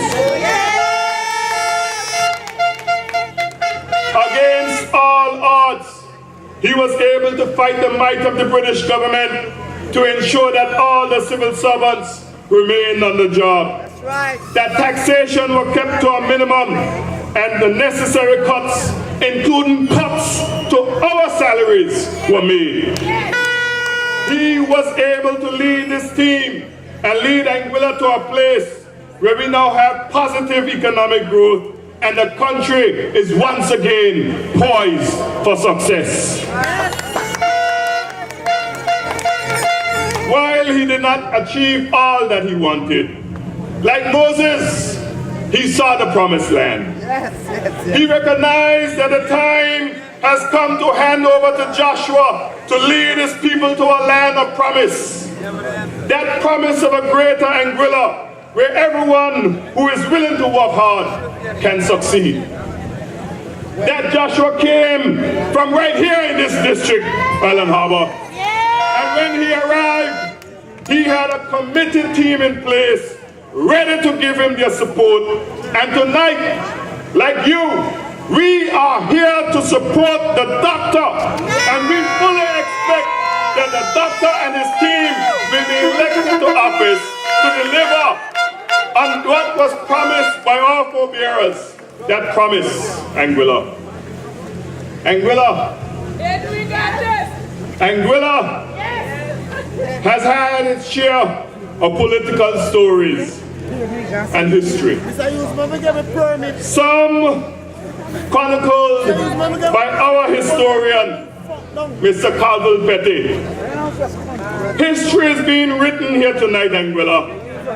History gives us moments, but you, the people of Anguilla, will get to decide what to do with them.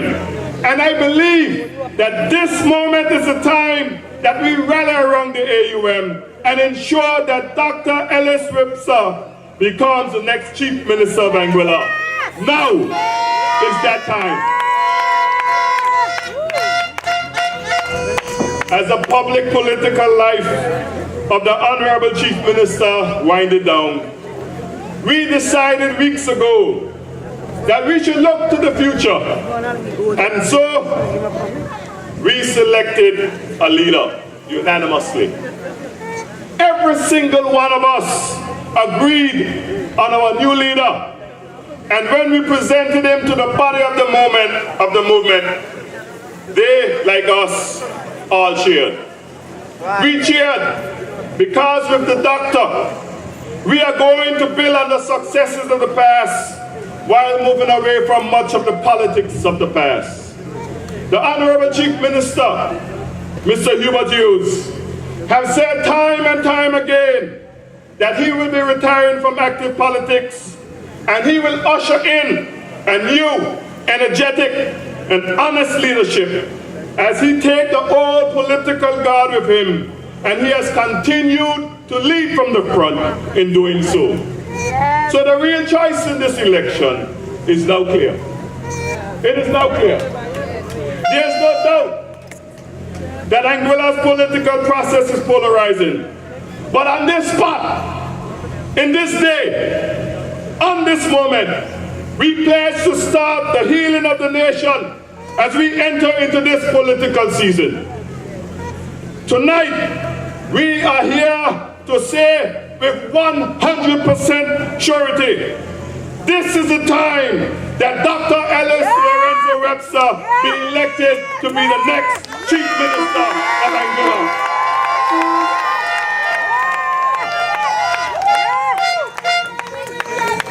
Each one of you will have your reasons why you support him.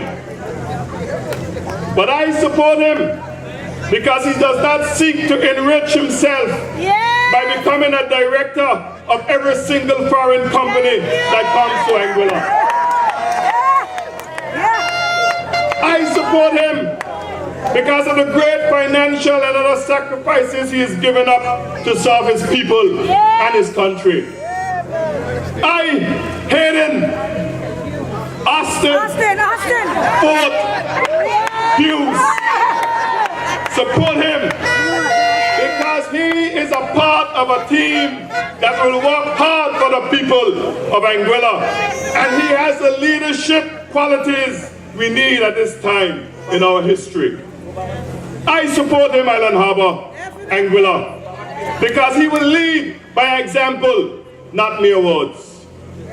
I support him because he will instantly command the respect of leaders around the Caribbean and around the world. His resume is so powerful. I support Dr. Ellis Lorenzo Webster because he truly understands the unique constitutional relationship that we have and has a team that will work with him to improve our status. I support him because he has a solution for healthcare in Anguilla that is long overdue. I support him because he loves Anguilla and will continue to support his team as we look out for the special needs and interests of the people of this beautiful land. I support him because he understands that here in Anguilla, anything is possible for those who dare to dream and work hard to achieve those goals. So ladies and gentlemen, in closing, at home and abroad, we present to you the next Chief Minister of Anguilla, Dr. Ellis Lorenzo Webster, the tree. So on election night, as we turn on our radios and we listen to the Anguilla House of Assembly as they read the ballots, all we want to hear in a rhythmic fashion, Ellis Webster the tree, Ellis Webster the tree, Ellis Webster the tree. The trees shall prosper as you prosper in Anguilla. Thank you, good night, and may God bless you, and may God bless Anguilla.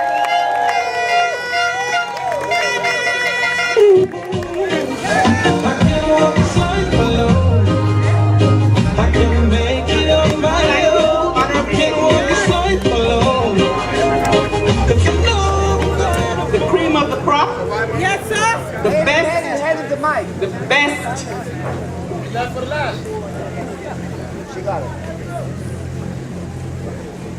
The best is yet to come. And she is coming in the person of Mrs. Christy Richardson Harrigan, an attorney, and she is the AUM's candidate for District number 7. Mrs. Christy Richardson Harrigan.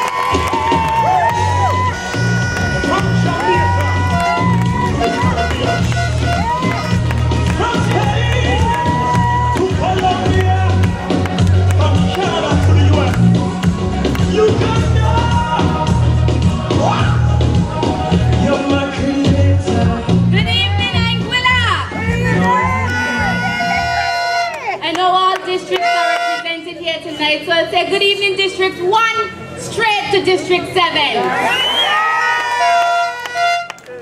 I'd also like to acknowledge the presence of Dr. Marjorie Webster, the other half, or perhaps the better half, of Dr. Webster. We're happy to have you here with us this evening. Before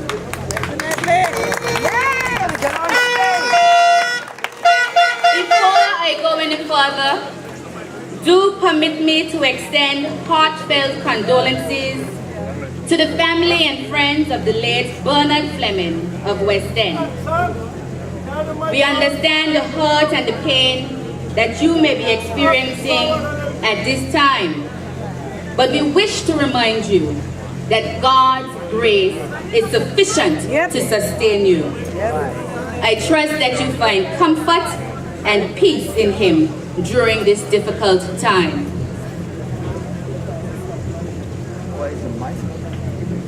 Now, ladies and gentlemen, what we witnessed this evening marks a historical moment for the Anguilla United movement. For over 40 years, the founder of the movement, the Honorable Chief Minister, Mr. Hubert Benjamin Hughes, led this movement with conviction and gave selflessly to Anguilla.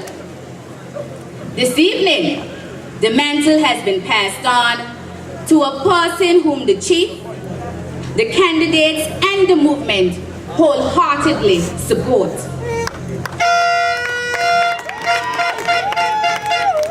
So it is with great pride and honor that I stand here this evening to support the new leader of the Anguilla United movement. My new leader, Dr. Lorenzo Ellis Webster.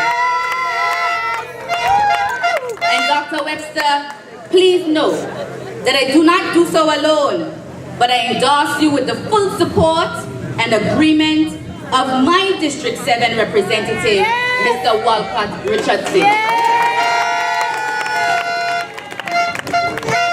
There is no doubt that Dr. Webster is well qualified and fit to lead the Anguilla United movement and Anguilla. However, being qualified does not necessarily mean that one is capable of leading others.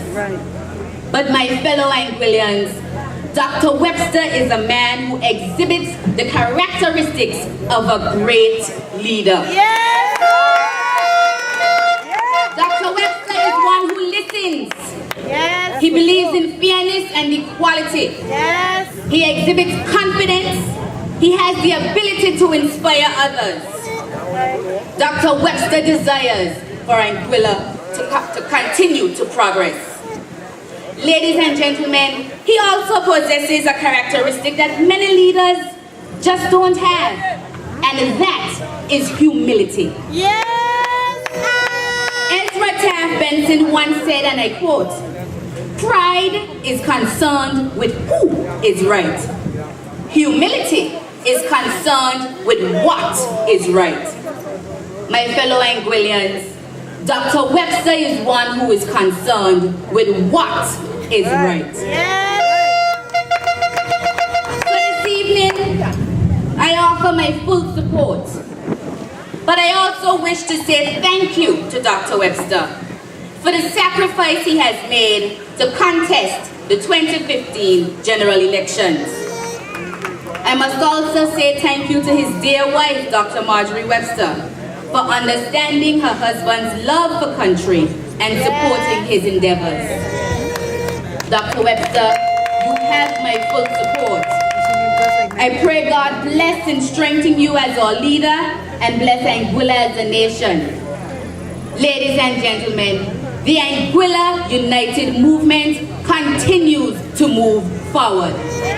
Forward ever, backward never. Thank you.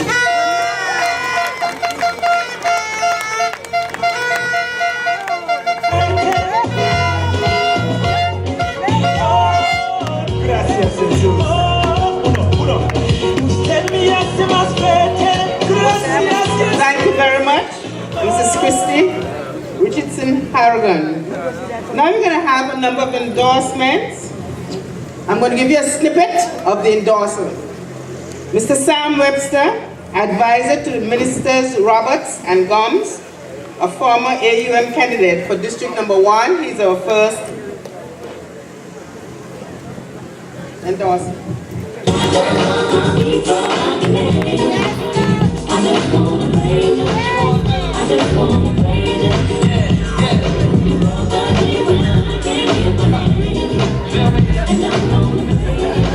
Good night to the people of Island Harbor community in particular, and the people of District 1 in general.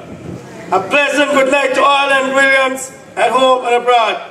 And a special good night to my very good friend, the Honorable Walcott Richardson. We continue to pray for you for a speedy recovery. Tonight, on this special occasion, I'm taking it back the many stories of the 1967 revolution, which was started right here in Island Harbor by two noble gentlemen, the late Honorable Anthony Narella Harrigan and Honorable James Webster, the father of the nation. Yes! These two visionaries saw the need for Anguillians to have a better standard of living. They envisioned a free Anguilla, where each of us was afforded equal opportunity under the law. Where our children would have the best schools, where our people would have accessible and affordable health care and the basic necessities suitable for a good standard of living. And so, the Honorable Anthony Narella Harrigan and the Honorable James Webster and many other Anguillians, greats, many of you from right here in Island Harbor, took the ultimate sacrifice, risking life and limb to make Anguilla more prosperous for all of us. And we must be grateful, prayerful, and thankful. And as a people, must never forget the true purpose of the revolution. Yes. But speaking of sacrifice, tonight, District 1, you have been given a golden opportunity to have your next Chief Minister in the person of Dr. Ellis Lorenzo Webster. Yes. Who is making a tremendous personal sacrifice to be here, to carry on the Anguillian vision of making Anguilla a better place for all of us to live. And before I go any further, I want to say thanks to our Chief Minister, the Honorable Hubert Benjamin Hughes, for his hard work and dedication over the many years. I have never before met an individual so committed to the cause of Anguilla as the Honorable Chief Minister Hughes. The Bible book of 1 Timothy chapter 5 and verse 17 says, "Let the elders that serve well be counted worthy of double honor." And tonight, I can truly say to you, Chief Minister Hughes, that you are indeed worthy of double honor. Yes. I have heard many stories about you, Chief. You have been criticized and persecuted, even when you did the right thing. In fact, there are many from this community who say, I don't like your use. But when I ask why, some of them don't know, and others can't come up with a sensible answer. Yes. But I want to boldly and publicly say to you, Honorable Chief Minister, I love you dearly. Yes. Because if it was for you, and Williams would be first, would be second, and third-class citizens in your own country. Yes. Chief, you have always been an advocate of the people. You have always spoken against the wrong that happens here in Anguilla. Yes. And when an individual can stand up against all odds and call a spade, you must be given credit. And the credit belongs to you, Chief Minister. I thank you from the bottom of my heart. And may God bless you with long life, good health, and strength to press on. Finally, a word to my brother, Dr. Lorenzo. You have big shoes to fill. You have accepted to lead this movement, and I want to wish you every blessing, brother. I remember the day when we lost our father, and how sad and worried I was. I worried and worried a lot, because at that age, I just could not fathom how all 7 of us, children, along with man, would get through life without our father, the breadwinner of the family, being gone. And I remember just repeatedly saying, Lord, Lord, just help us. Just help man to get through this. And then I begged, and then I, being the eldest, had to step up and fill my father's shoes. To make the sacrifice to see you all grow up into good citizens, and it wasn't easy. My mother struggled to raise us, and I must say she did an excellent job. Thank you, man. Thank you. And tonight, my brother, words can express how proud I am of you. But I said all of that to say that because this is the second time in recent times that I've been brought back to memory. The first being the night, and I said, you, Doc, you are the man and we don't need now. And I'm stepping out and putting you in. All I want to thank the Anguilla United Movement team for their understanding and support. I especially wish to thank the Chief Minister and the other 6 candidates who unanimously agreed and voted without hesitation for the Doc to be the next leader and Chief Minister of Anguilla.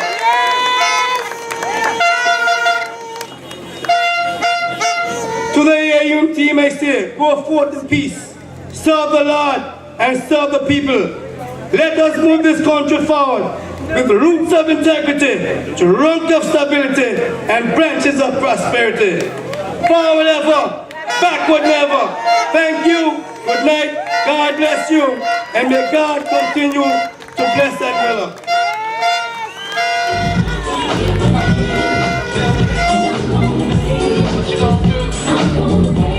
Thank you, Sam. Our second endorser, Mr. Edmead Smith, a hero of the Anguilla Revolution and resident of District 1. Mr. Edmead Smith.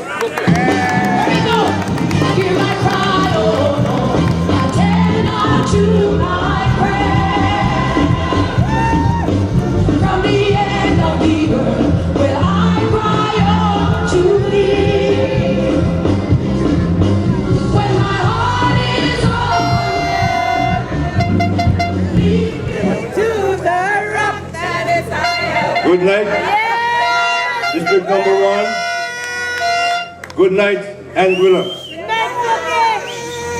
It's a pleasure to stand here to speak of our beautiful country and our current Chief Minister for a moment. And after that, I'll speak concerning the Doc. Chief, our current Chief Minister, I will feel very sad to stand here and don't say something concerning our current Chief Minister. He has worked hard for our country. He has worked hard for our people. And we ought to be grateful to him. Chief, as you're stepping down, I pray that God will bless you and give you long life. I know good leaders just can't stay quiet. Good leaders make good leaders. Good baseball players make baseball players. And every team that is honest supports the team. Chief, could you come here?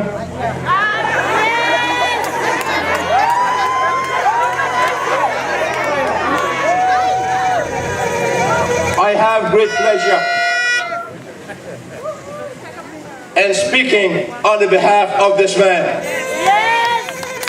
I remember when Britain was out to send home 1/3 of the civil servants.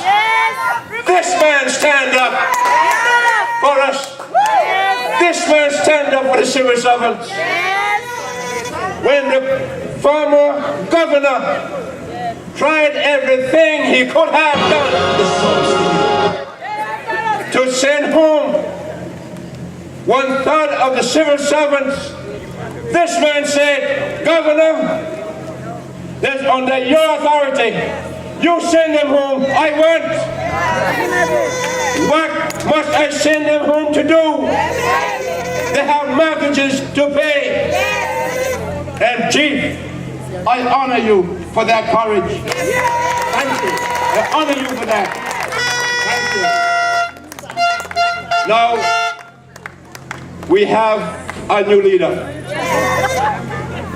And that new leader now is Dr. Lorenzo Webster. I know this man before he was doctor. I knew him. Doctor, could you come?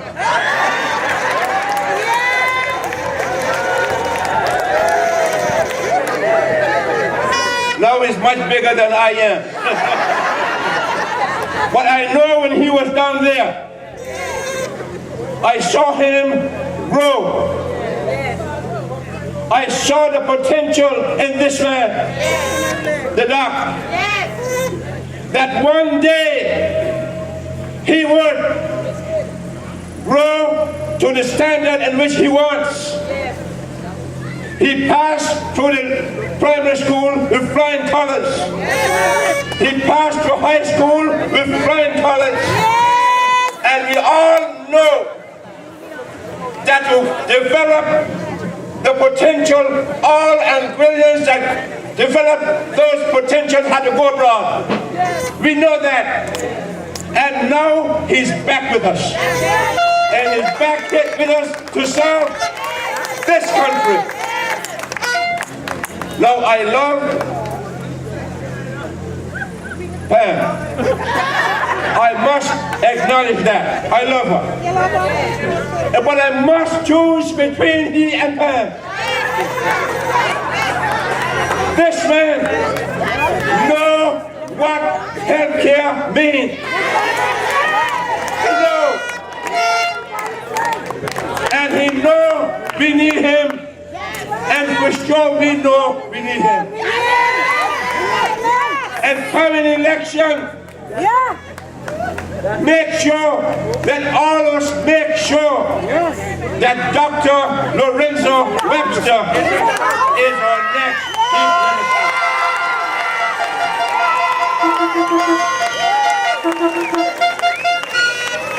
This man grow, or that little boy grow, and grow, and grow until he's who he is. He always had respect, then and now. And we must choose the qualities in which this man has.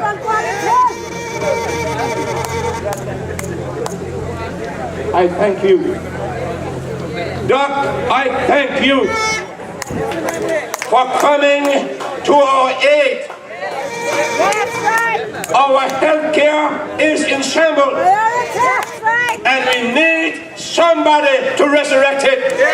And Doc, you can. You can. And I stand with you. I love you. I love every and William. In fact, I love everybody.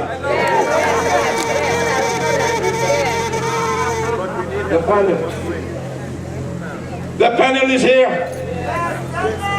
We all know them. And I believe that the chief has made the best choice in choosing these individuals. I believe so. And I am asking everyone here, don't let him down. Don't let the chief down. He worked hard for this country. He worked hard for our people. Take up the mantle and run with it. May God bless you.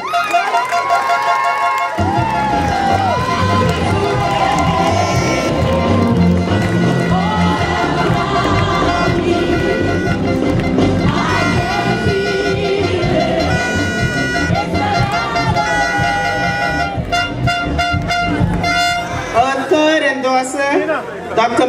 Webster, who obtained an undergraduate degree in biology from Harvard University and a Doctor of Medicine degree from the Yale Medical School, where she met Dr. Lorenzo.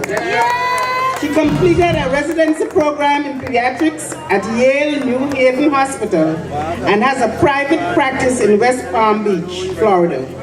She is married to Dr. Lorenzo and they have 2 children, Rachel, who is in medical school, and Colin, who is studying business and economics. Please welcome Dr. Marjorie Webster.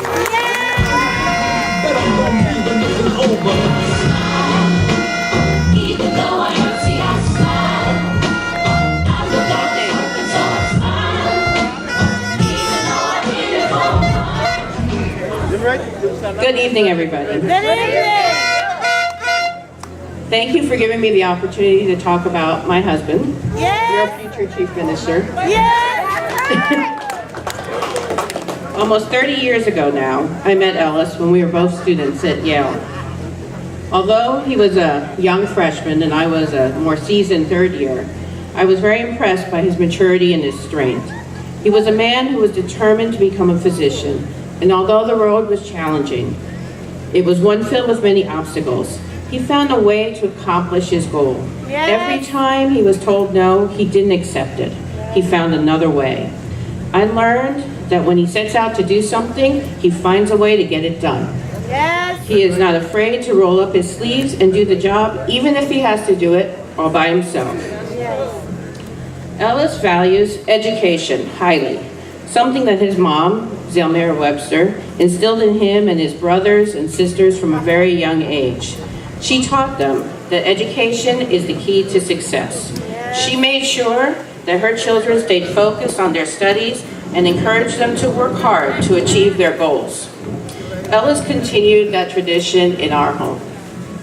Every evening when he came home from work, and then many of those nights were pretty late, as is typical for a surgeon, he would talk to Rachel and Colin, our children, about their day, especially about their schoolwork.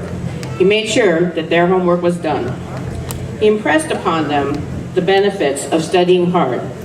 And I think that he was happier than they were when they received their acceptance letters to Yale University. And of course, Ellis had to share those special moments with the whole island of Anguilla by putting them in the newspaper. Ellis is passionate about access to quality health care for the underprivileged. He is moved by the suffering of others and will not rest until he finds solutions for their problems. We moved to Palm Beach County in part because he wanted to provide ENT care to the people of Belgrade, a poor city with a high minority population. Some of the doctors would ask, why would Dr. Webster want to work with Belgrade after graduating from one of the best ENT programs in the States?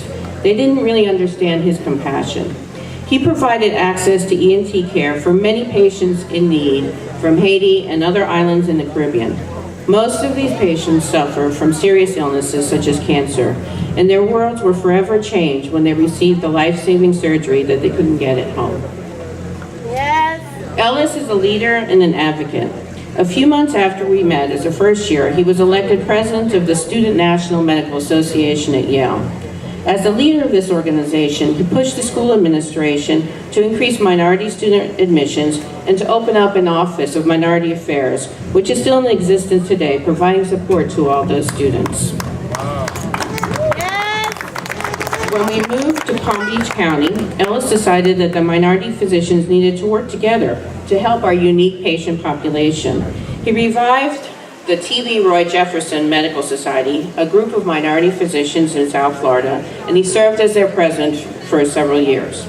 The organization served as a resource for the minority and often underprivileged patient populations in the area, and it improved their access to quality health care. For example, he organized health fairs that provided basic medical care to the community and education about medical issues like hypertension, nutrition, hearing loss, the effects of smoking. But nothing means more to him than his native Anguilla. Yes. He always said he wanted to give back to Anguilla what Anguilla had given to him, an opportunity to succeed. When he decided to open an ENT practice in Anguilla, he became so excited because now he had an opportunity to help his people, the people of Anguilla. Over the years, I have heard him describe the beauty of the island to countless people. His passion for his home and for the Anguillan people is immeasurable. So when he chose to become involved in the politics of Anguilla, I knew this was something that he had to do, and therefore I gave him my blessing. Yes.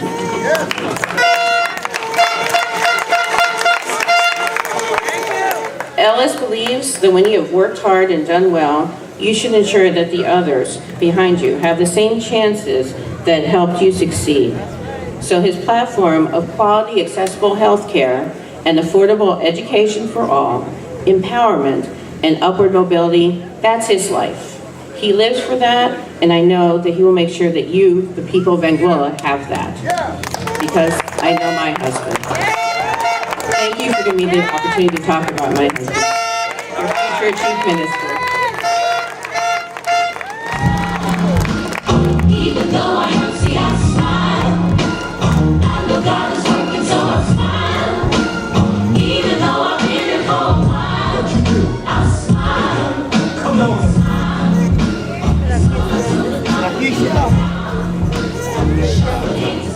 Thank you, Dr. Webster. Our final endorser is Dr. Rajan Naidu, sorry. He is an orthopedic and spine surgeon with offices in South Florida. He has teaching affiliations with Mount Sinai Hospital in New York and Lakeside Medical Center in Belgrade, Florida. He earned a degree in engineering from the University of Pennsylvania, a Doctor of Medicine degree from Yale Medical School, and completed an orthopedic surgery residency and fellowship at Montefiore Medical Center in New York. He's a friend and colleague of Dr. Lorenzo, and he's looking forward to working in Anguilla in the near future. Please welcome the doctor.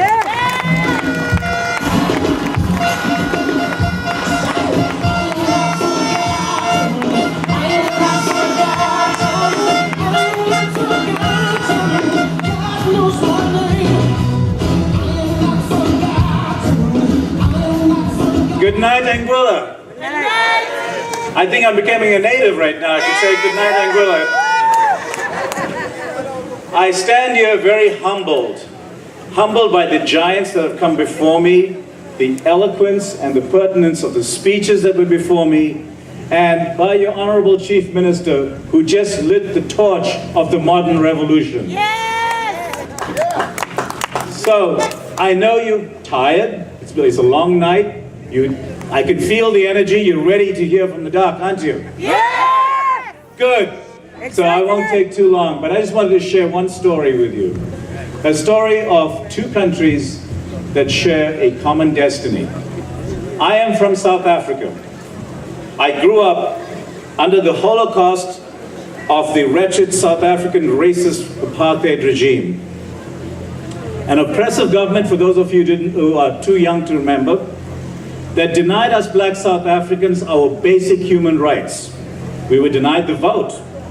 Of course you've heard about the whites-only toilets, whites-only restaurants, whites-only benches. Yes. They even told us what to eat and what we could not eat. Yes. We were denied the vote. Of course we fought against that. You've heard about the miracle of South Africa. We fought and we won that vote. And when we did have that vote, when the day came in 1994, 20 years ago, when we did have the vote, we made it count. We elected as our president, Mr. Nelson Mandela.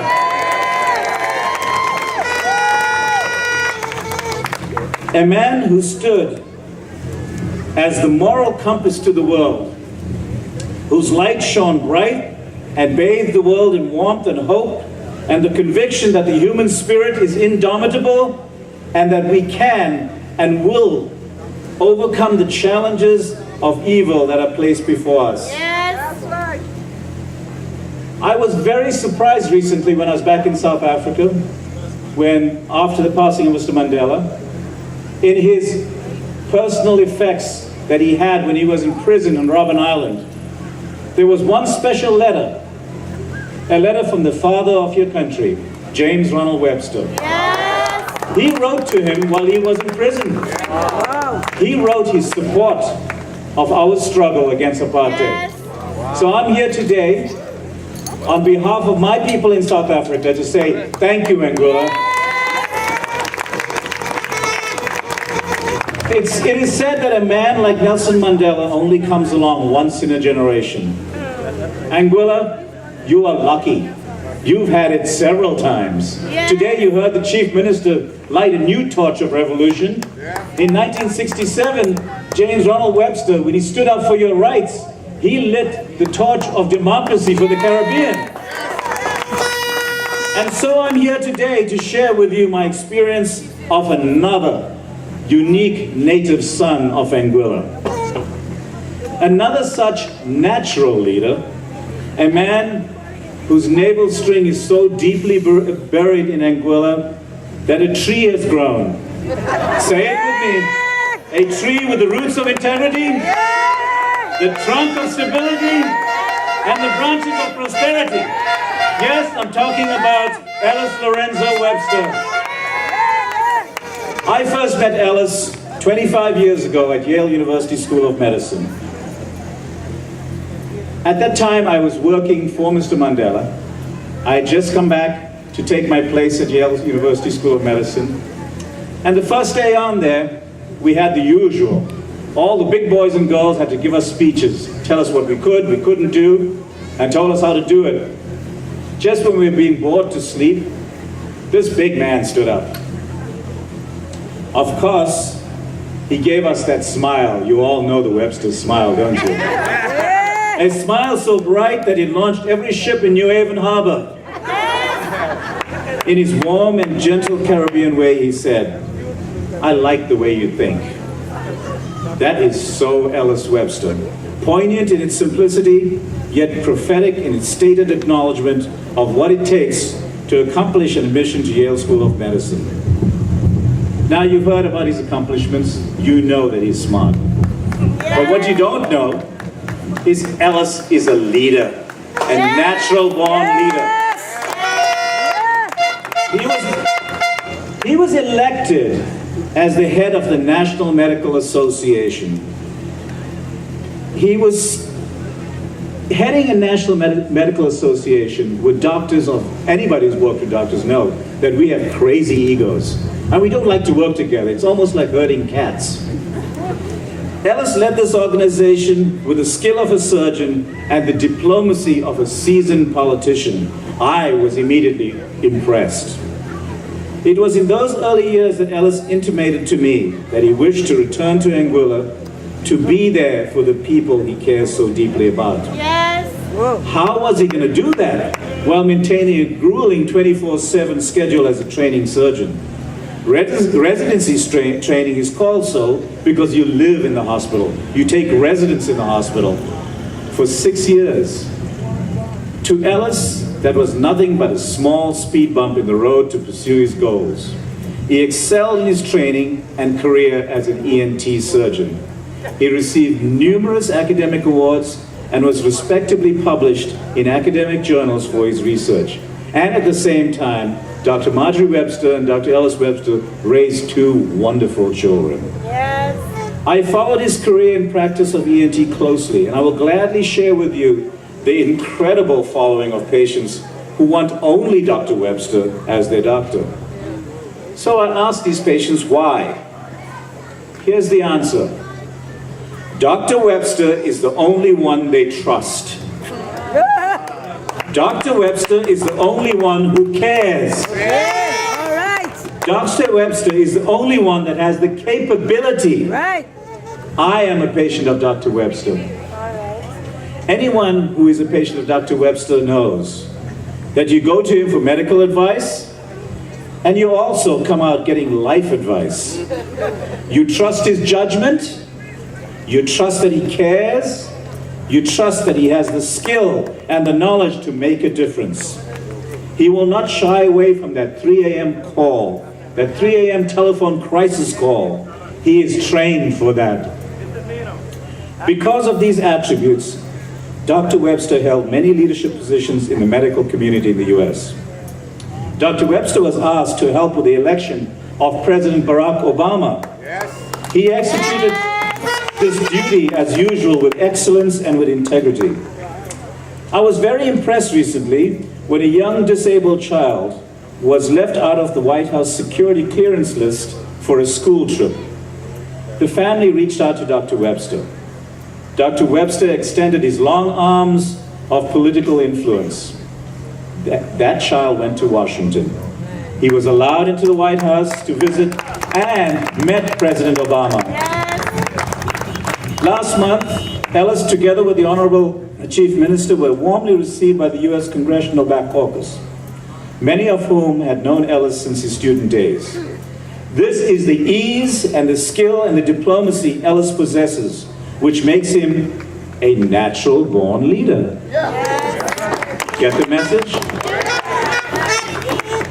His childhood in Anguilla was equally filled with stories of his commitment to family, his dedication to his community.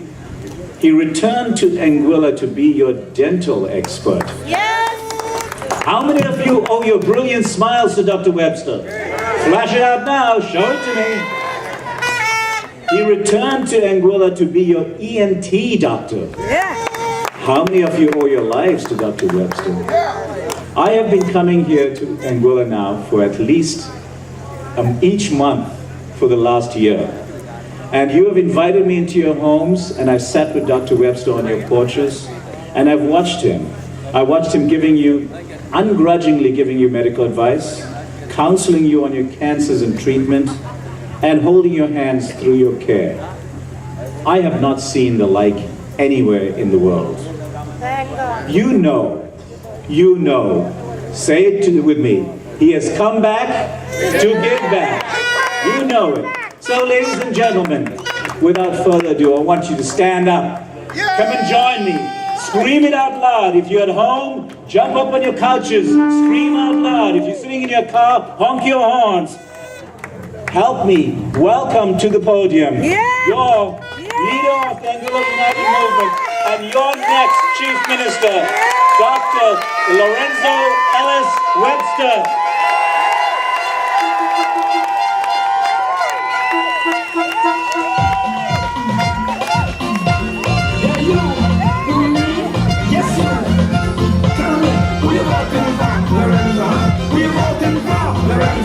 Alright then, is the man with a plan, the right one from number one.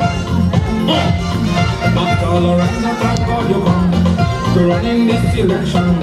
The plan to vote through in office, you're the right one from number one. If you run that you have to offer, will improve our economy, will generate plenty income and more jobs in the country. sacrifice that you made because of that you Mandela. Give up the US citizenship to serve in politics. You won't need a man like you who is honest, loyal and true. With you up in number one, the guarantee solid representation. That's the truth, Dr. Lorenzo. Why be glad you come, Dr. Lorenzo? To run in this election, Dr. Lorenzo. You're a man with vision, a man with a master plan.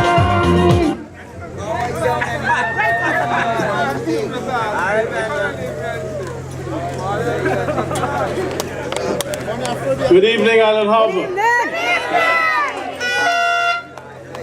Good evening to Anguilla, to Anguillians everywhere. This night, words escape me, because this historical moment, it takes a bigger man than me to accept what the Chief Minister has done. But tonight I'd like to say good evening to the Honorable James Ronald Webster, Father of a Nation, and to Mrs. Webster. To the Honorable Walcott Richardson. And before I go on, I'd like to thank Herbert Studdard and Mitch Lake and Glanville Harrigan and all those who helped them to put this together. I mean, this took hard work. And this took a team. But that's what the Anguilla United Movement is. It's a team, and we have supporters who will go to the ends of the earth and do what is necessary. And so that's the team I have. But I can't stand here after listening to Josephine, Josie. She lit up this place tonight. You know, Island Harbor, you got the start of this new campaign. You heard the chief says there's a new revolution. Well, I think that she started it off well. Chief Minister, Honorable Hubert Hughes, it is with profound gratitude and with great humility that I accept your endorsement to be the new leader of the Anguilla United Movement. Thank you, sir. And it is not lost on me that I am only the second leader of this great movement, because this was founded by the Honorable Hubert Hughes in 1979, and he has been the leader since. And this longevity highlights his service to his people and to this country, and symbolizes a commitment to true nationalism. Words alone cannot describe the long and distinguished career of the Chief Minister. And he will continue to be our Chief Minister and leader of government business until the election coming up in 2015. Yes. And I know that he will continue his diligent work for the people of Anguilla. Yes. And we as a team, sir, we pledge all of our support to you. Yes. And to my fellow candidates, the Anguilla United Movement team, the Green team, the Magnificent Seven, including me, I thank you for choosing me to lead you into the next election and the next 5 years as the government of Anguilla. To my friend Dr. Naidu, who is here as a symbol of the commitment of others who will help us build a better Anguilla, I thank you, sir, for coming all the way here. To my wife here present, and my children whose school obligations prevented them from being here tonight, I thank you for supporting my calling to serve my country. Yes. Mr. Mandela. And to my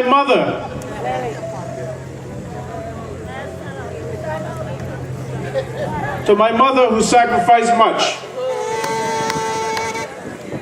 to my brothers and sisters, and to my extensive family, including my Aunt Vi, who I saw dancing out there earlier tonight.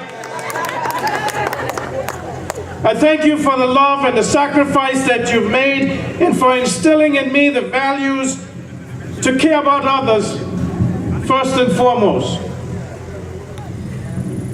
To the people of District 1, I thank you for your trust and confidence that together we can continue to develop our people and to build these communities.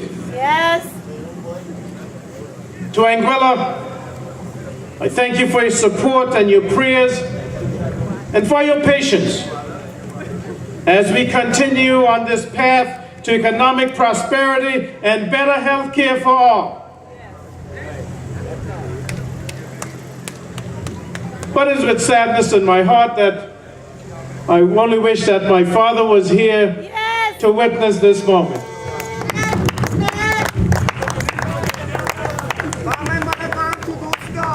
And I'd like to spend a moment just to reflect. Because my father grew up in this village. He was a fisherman, and his boat went down from this very beach on where we stand. And I still remember the day he died like it was yesterday, because he came into my room after I'd returned from Trinidad to work in a dental service, and he asked me, he'd never asked before, what do you plan to do with your life? Neither he or I, at that time, would ever expect that I would be in this position. We would never have thought that this was even possible. Because we grew up poor. But that's what shows you this Anguilla United movement. It's not about having a silver spoon in your mouth. It's not about being rich. It's not about being privileged. It's about caring about this country and moving this country forward. And that is the legacy of our Chief Minister, Mr. Hubert Benjamin Hughes. Thank you, sir. But also I'd like to share this moment with the Honorable James Ronald Webster, who was one part of the Anguilla United movement and became Chief Minister under the mantle of the Anguilla United movement, and from whom I have learned so much. It is on his giant shoulders that I stand tonight.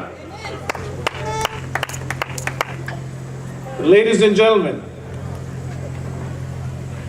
tonight is a defining moment in this election campaign, as was February 8th, 2014, when my brother Sam, a true patriot, who was the candidate for the Anguilla United movement for District 1, he decided to pass up on his political career. He decided that he wanted me to take his place. He decided to put country above self. And you know about the attributes of this government. This government stabilized the economy. This government kept all the civil servants working. This government has procured many development projects, including, for the first time, a project in the East with a hotel and a marina and a conference center. This government did that. This is a good government.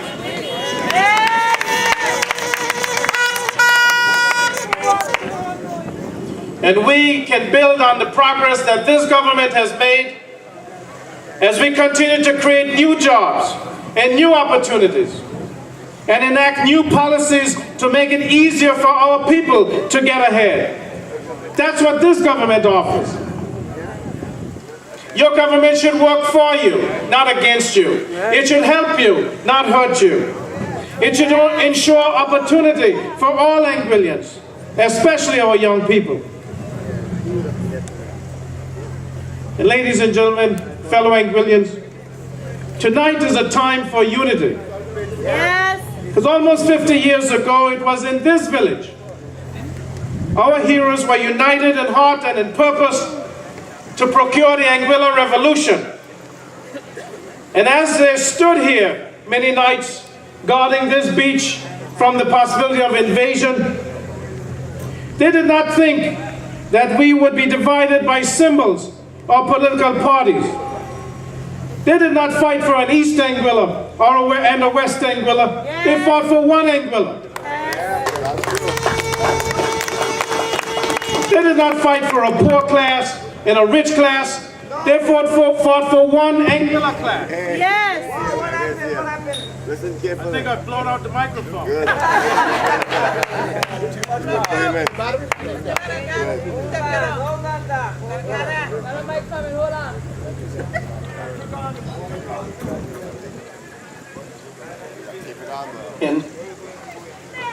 Thank you.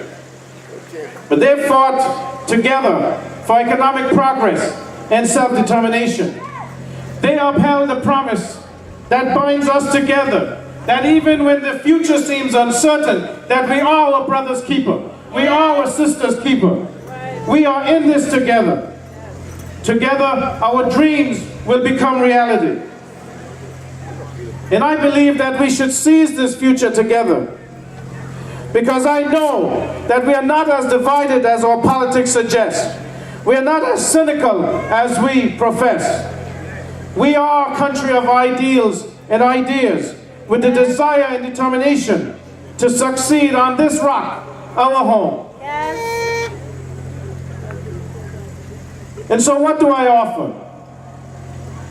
And you've heard all the speakers before, and so I don't want to reiterate, but I want to see accessible, affordable health care, including specialist care for all Anguillians, so there's less need to travel abroad for health care.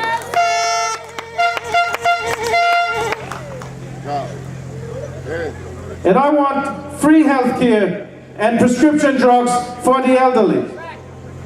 And I want to upgrade our hospitals and our community clinics and build confidence in our healthcare system. And I want public health policies that limit our exposure to airborne and mosquito-borne diseases and assure our citizens that we will take every precaution to keep diseases out of Anguilla, such as Ebola. And I want to provide every Anguillian child with a world-class education by recruiting and incentivizing teachers, expanding the curriculum with science, technology, mathematics, engineering, and modernizing our schools. Because no student should have his or her dream deferred because of an overcrowded classroom or a crumbling school. Right. No family should have to set aside an acceptance letter because they don't have the money for college. And we must provide scholarships and non-collateralized, low-interest loans to students so that they can go to college, whether here in Anguilla or abroad. And we must partner with regional and international institutions to provide needs-based grants and loans and tuition waivers.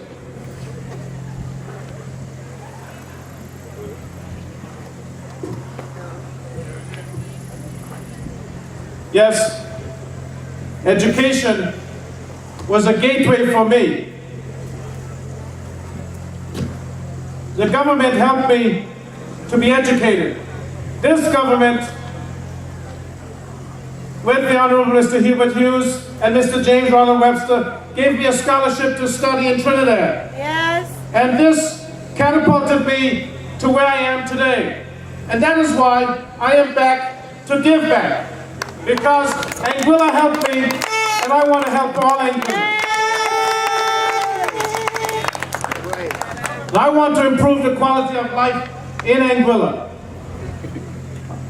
I want my children and your children to grow up in a country where they have a job and can own a home and the streets are safe.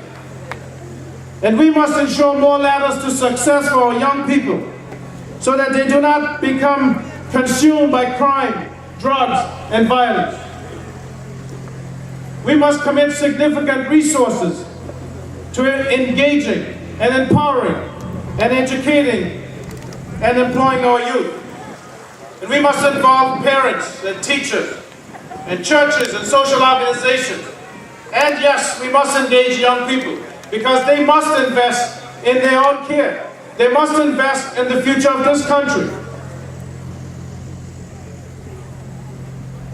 And we must diversify our economy and utilize the 200 miles of water north of us so that we can fish these waters with commercial fishing, Anguillian owned, and selling licenses to foreign vessels with quotas. And we must build fish processing plants so that we can market our fish and we can process them for export and for use in Anguilla. And we must ensure continuous monitoring of our fishing vessels and capable vessel for rescue and security. And as the Chief Minister said, we must have airport expansion and seaport expansion so that we can continue this economic progress in Anguilla. These are necessities which we will ensure must happen. We must develop medical tourism so that foreign international patients can come to Anguilla for care. And with the profits from this, we can subsidize care for Anguillians. And this will also create good, paying, sustainable healthcare sector jobs. This is what we envision for Anguilla. And we must explore renewable and alternative sources of energy to make electricity cleaner and cheaper and safer for our people. Because this will help to decrease the cost of living and will also decrease the cost of doing business in Anguilla. We must push the labor code that protects the rights of Anguillian workers, but also assures businesses that they will get the best effort from all workers to ensure increased productivity and profitability.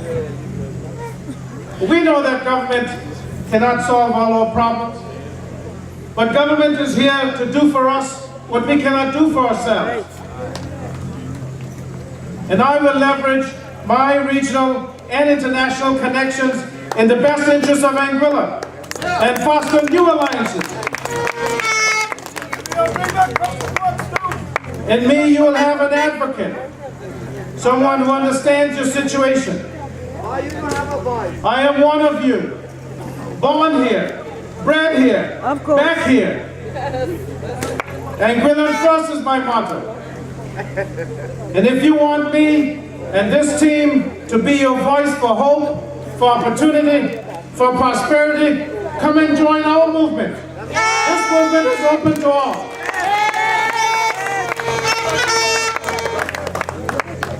And I know that the best days of Anguilla are ahead.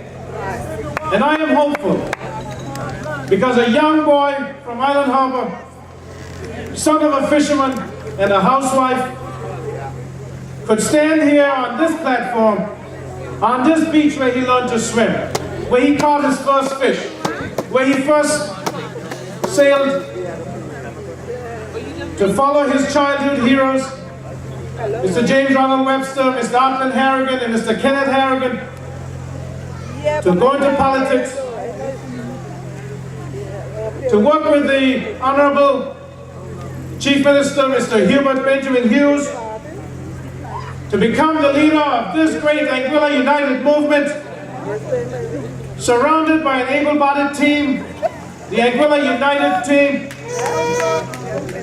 We plan and we commit to lead this country to prosperity.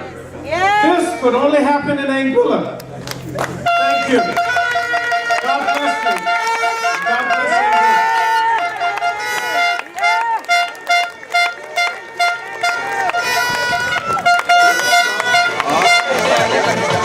If the man with the brand, the right one for number one.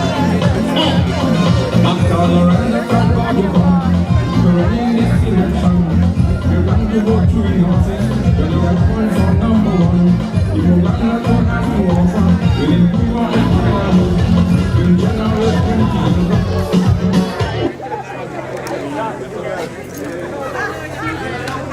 Presentation by the doctor for the Chief Minister.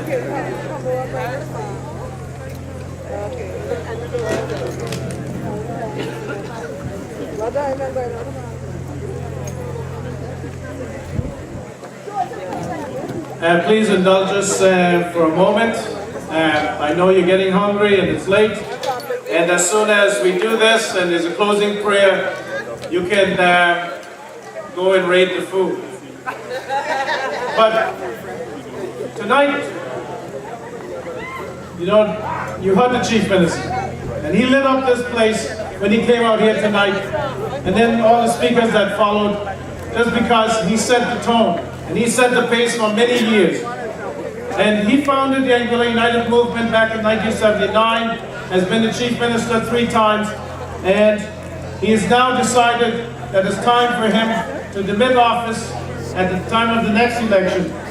And we wanted to commend him for his service to this Anguilla United Movement and to the country. So, this plaque which reads, Mr. Hubert B. Hughes, Chief Minister, founder and leader of the Anguilla United Movement, 1979 to 2014, for a legacy of leadership, vision, and dedicated service from the Anguilla United Movement. Yes!